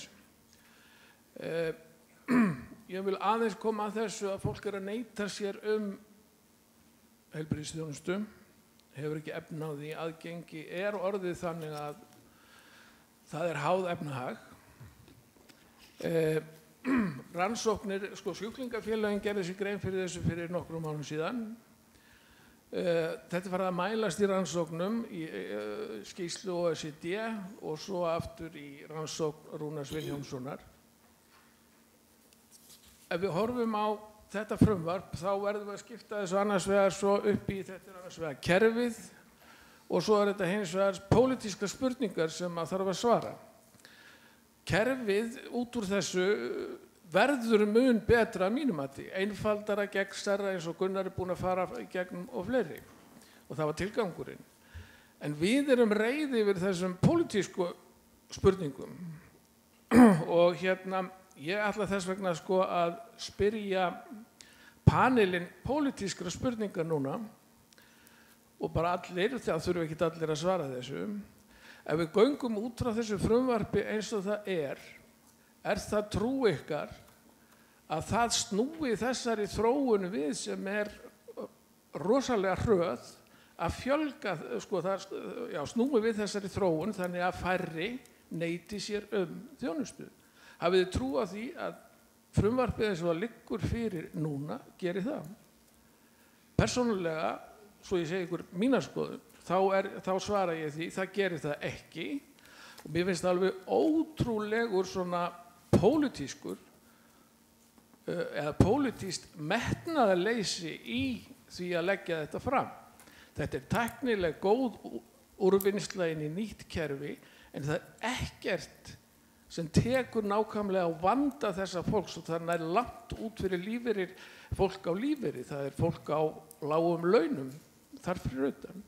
Þannig að krafa okkar hlýtur að vera á pólitíkusna að koma með forsendur og breyta þessu. Ekki spurningi skýr?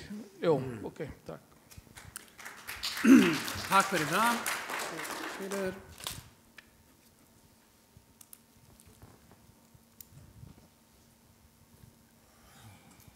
Takk fyrir. Sigríður heiti ég frá Öryrkjabandalaginu og takk fyrir frábærar spurningar. Ég með 2 spurningar og það til Margrétar.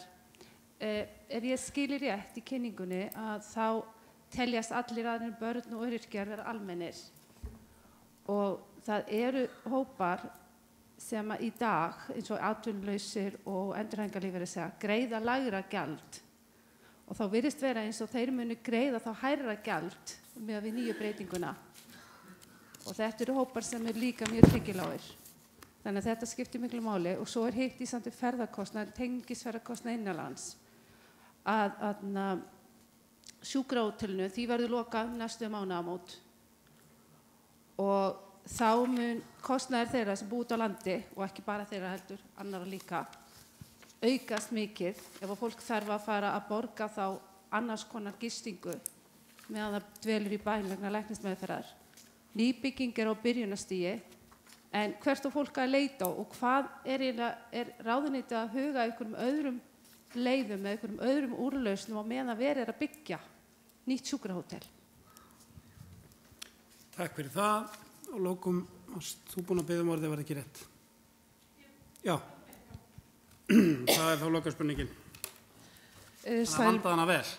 Sæl veriði, takk fyrir áhugavert málþing og takk öll fyrir að vera hérna.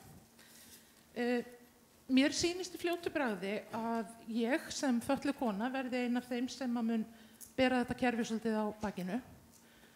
Og þá ég að tala að þegar búið að stabilisera mig í lyfjum og þá getur liðið svolítið tíma á milli þess sem ég þarf að leita til læknis. Ég ekki alveg nógu sátt við það að ég þurfi þá að bera aukinn kostnað af þeim sem þurfa meiri aðstoð heldur en ég. Og aðalástæðan fyrir því svo að ég vinn ekki bætiefni, vítamín og steinefni úr fæðunni sjálf og ég þarf því að kaupa án þess að fá það nokkuð niðurgreitt ansi mikið magn af slíku. Þannig að ég tel mig einfaldlega ekki hafa fjármagn til þess að standa undir frekari kostnaði. Mér langar því til þess að skora á panelin og ÖBÍ að beita sig fyrir því að fá meira fjármagn inn í þetta kerfi og koma þenni í veg fyrir að nýtt kerfi sé byggt á svokallari núllausn. Ég held að sé bara grundvallaratriði. Bara kæra þakki fyrir mig. Takk fyrir það. Þá skulum við taka lokahringinn panelnum. Eigum við að byrja hérna fyrst? Byrja á mér. Já, Marja, vilt þú ekki byrja bara? Alltaf stokka eins upp í þessu svo við stöðnum ekki. Ég ætla bara að segja takk fyrir.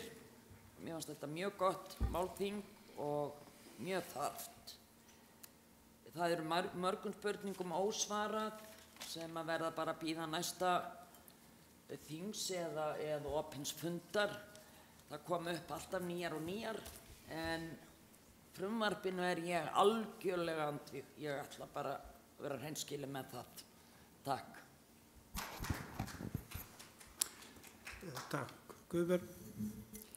Ég ætla að taka undir með Marju að takk kærlega fyrir komin allir saman og þakka þér sérstaklega Margrét Björk. Þetta hefur verið dálítið svona, já, hart að þér sótt sem fulltrúi þessa systems okkar. Og Emil, ég ætla líka að nefna þetta með pólitísku hliðina. Að ég tel það alveg ljóst að það hefur verið mikil þrýstingur á að breyta þessu kerfi en það hefur ekki verið með þennan þátt í huga að fólk sé að fresta þess að fara til læknis. Þetta séu aðri þættir sem hafa ráðið þér í hræddum. En ég ætla svona í lokin bara að hvetja alla til að skrifa umsagnir. Frestur til að senda inn umsóknir 2. maí og þið hafi fengið verkfæri, þessi skýrsla og skýrsla frá ASÍ og líka stemninguna hérna inni. Nýtum okkur þessa stemningu og þær spurningar sem hefur komið fram og komið með langan óskalista. Takk fyrir það. Margrét Björk. Já, takk fyrir. Ég vil líka þakka kærlega fyrir þá umræði sem átt sér stað hérna og hún mun örugglega styrkja okkur og skerpa okkur svolítið í vinnu næstu mánaða við að klára það að undirbúa kerfin okkar fyrir þessa breytingu ef að verður. Og ég held að allir séu sammála um það að ef það fást peningar þá er hægt að búa til betra kerfi fyrir alla hópa. Varðandi atvinnulausa, ég held að þeir séu ekki partur af þeir eru bara í sama hópi og almennir. Við skoðum það aðeins betur.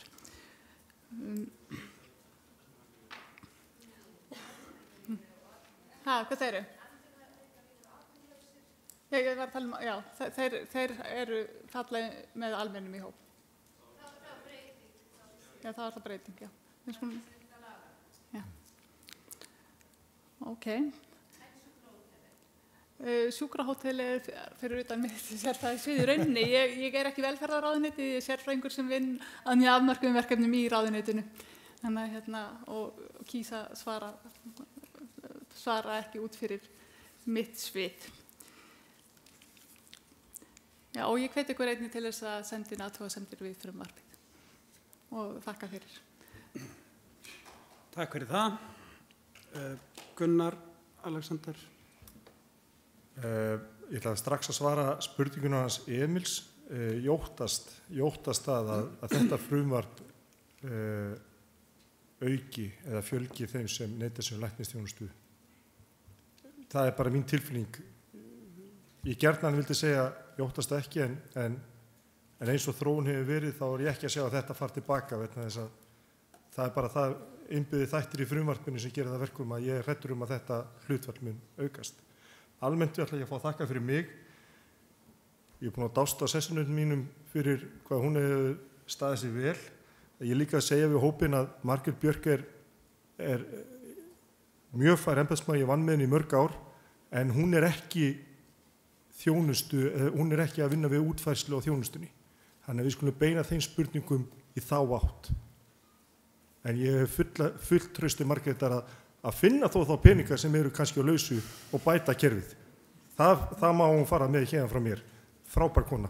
Takk fyrir mig.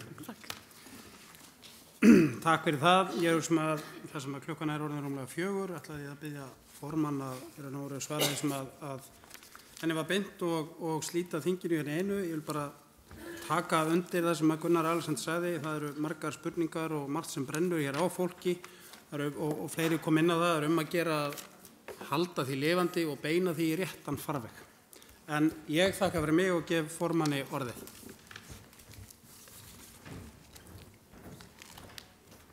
Takk hérlega. Hvernig fæ ég interneti hérna á þessa tölvu?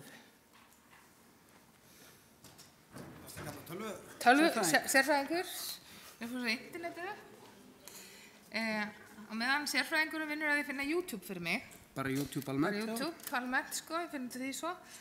Að þá tek ég undir þennan ótta Emils að mögulega mun þeim fjölga sem að kemur til með að neita sér læknisþjónustu. En það eru einmitt okkar tillögur, það er eitt kerfi fyrir lyf og læknisþjónustu, það eru tillögur Öryrkjabandalagsins og ég bið ykkur að kynna ykkur þær. Finndu Öryrkjabandalagið fyrir mig, Öryrkjabandalagið og skrifa svo 1. maí. En hlutur heimilanna hefur stóraukist og það er að tala hlutfall hér af innkomu, semst af tekjum. Pása þetta. Ok, takk. Snillingur. Það var að tala hlutfallið af tekjum og það var að tala hvernig væri það ef að samkvæmt fjárlögum fyrir árið 2016 þá áætlað meðallaun í landinu sé 600.000 krónur. Hvernig liði almenningi þessum meðallauna manni ef hann þyrfti að borga það bil 600.000 krónur árlega í lífsnauðsynlegan læknis- og lyfjakostnað? Ég get alveg lofað ykkur því að almenningur ekkert ánægður með það og það eru örugglega margir kjósendur þessarar ríkisstjórnar sem eru með 600.000 krónur á mánuði. Þeir myndu aldrei sætta sig við það. Þannig að hér erum við að tala nauðsynlegan læknis- og lyfjakostnað og þakið má ekki vera hærra en 1/3 af því sem almenningur greiðir og það eru okkar tillögur sem við höfum að sjálfsögðu komið með inn í þessa nefnd ef við hefum fengið tækifæri á að taka þátt í nefndinni.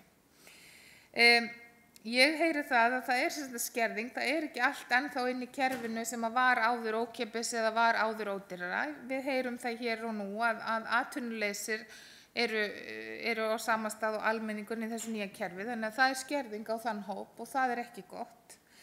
Ég vil líka ég vil stundum gera svona aðgreining á ellilífeyrisþegum og örorkulífeyrisþegum. Örorkulífeyrisþegar eru örorkulífeyrisþegar vegna þess að þeir eru með einhvern heilsubrest og geta þess vegna ekki stundað vinnu og þurfa vegna heilsubrests að nota mikið heilbrigðisþjónustuna og læknis- og lyfjakostnaður þar dýr og jafnvel hjálpartæki og annað. En ellilífeyrisþegar, þeir geta alveg verið heilsuhraustir. Þeir þurfa ekkert endilega að nota heilbrigðisþjónustuna alltaf og ellilífeyrisþegar geta sömu hverjir og sem betur fer verið vel efnaðir. Þannig að þeir eru ekki að draga lífið fram á þessum smáaurum sem örorkulífeyrisþegum skammtað og eru ekkert endilega með heilsubrest. Þannig að þetta er alveg svona spurning hvort að það megi ekki velta þessu aðeins fyrir sér líka.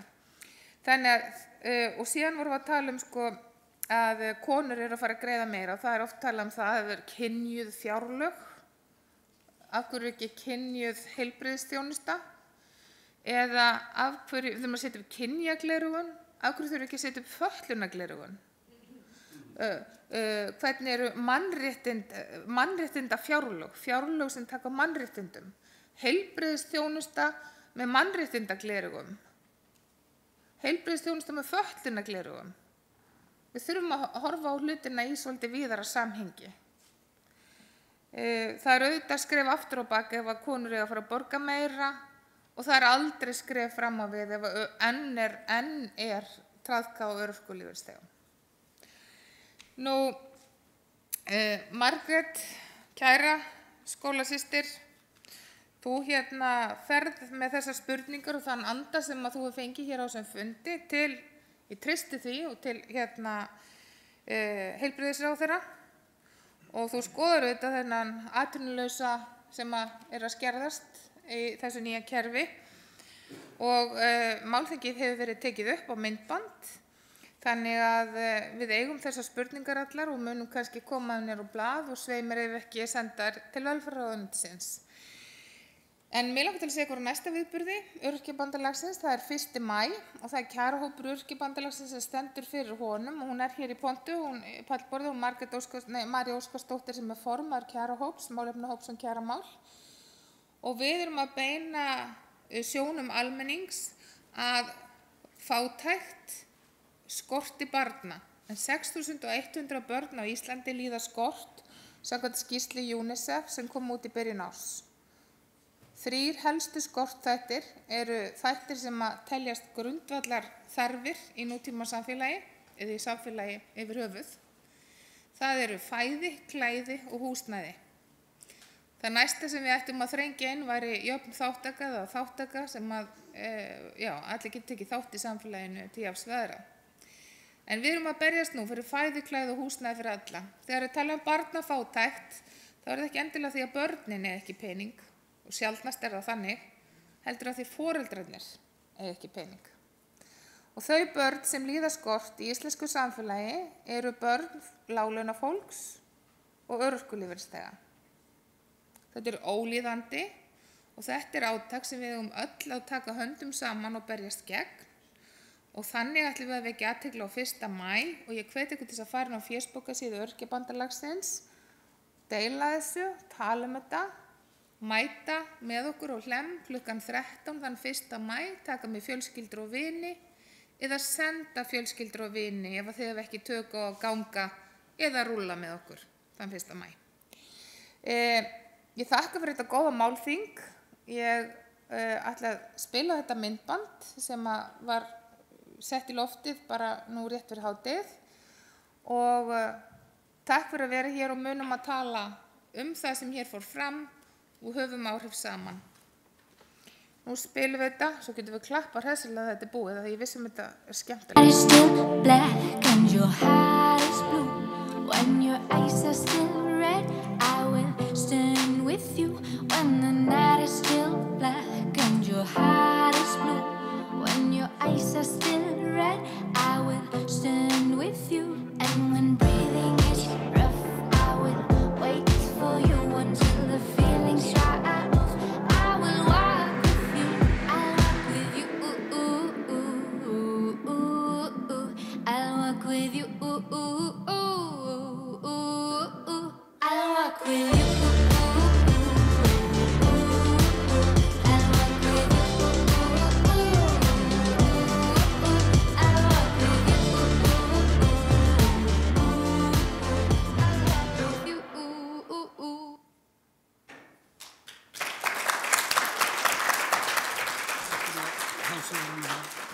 En það sem kom þarna fram í myndbandinu að þessi skortþættir voru fæði, klæði og húsnæði og varðandi fæði þá var það þannig að þessi börn fá ekki grænmetis- eða kjötmáltíð eða fiskmáltíð á hverjum degi. Þau eiga bara eitt skópar sem passar og búa í húsnæði þar sem þau hafa ekki eigið rými. Og hvernig skó myndum við velja á barnið okkar ef við gætum bara valið eina skó? Það verður venjulega mjög líklega stígvél því enginn vill vera blautur í fæturnar.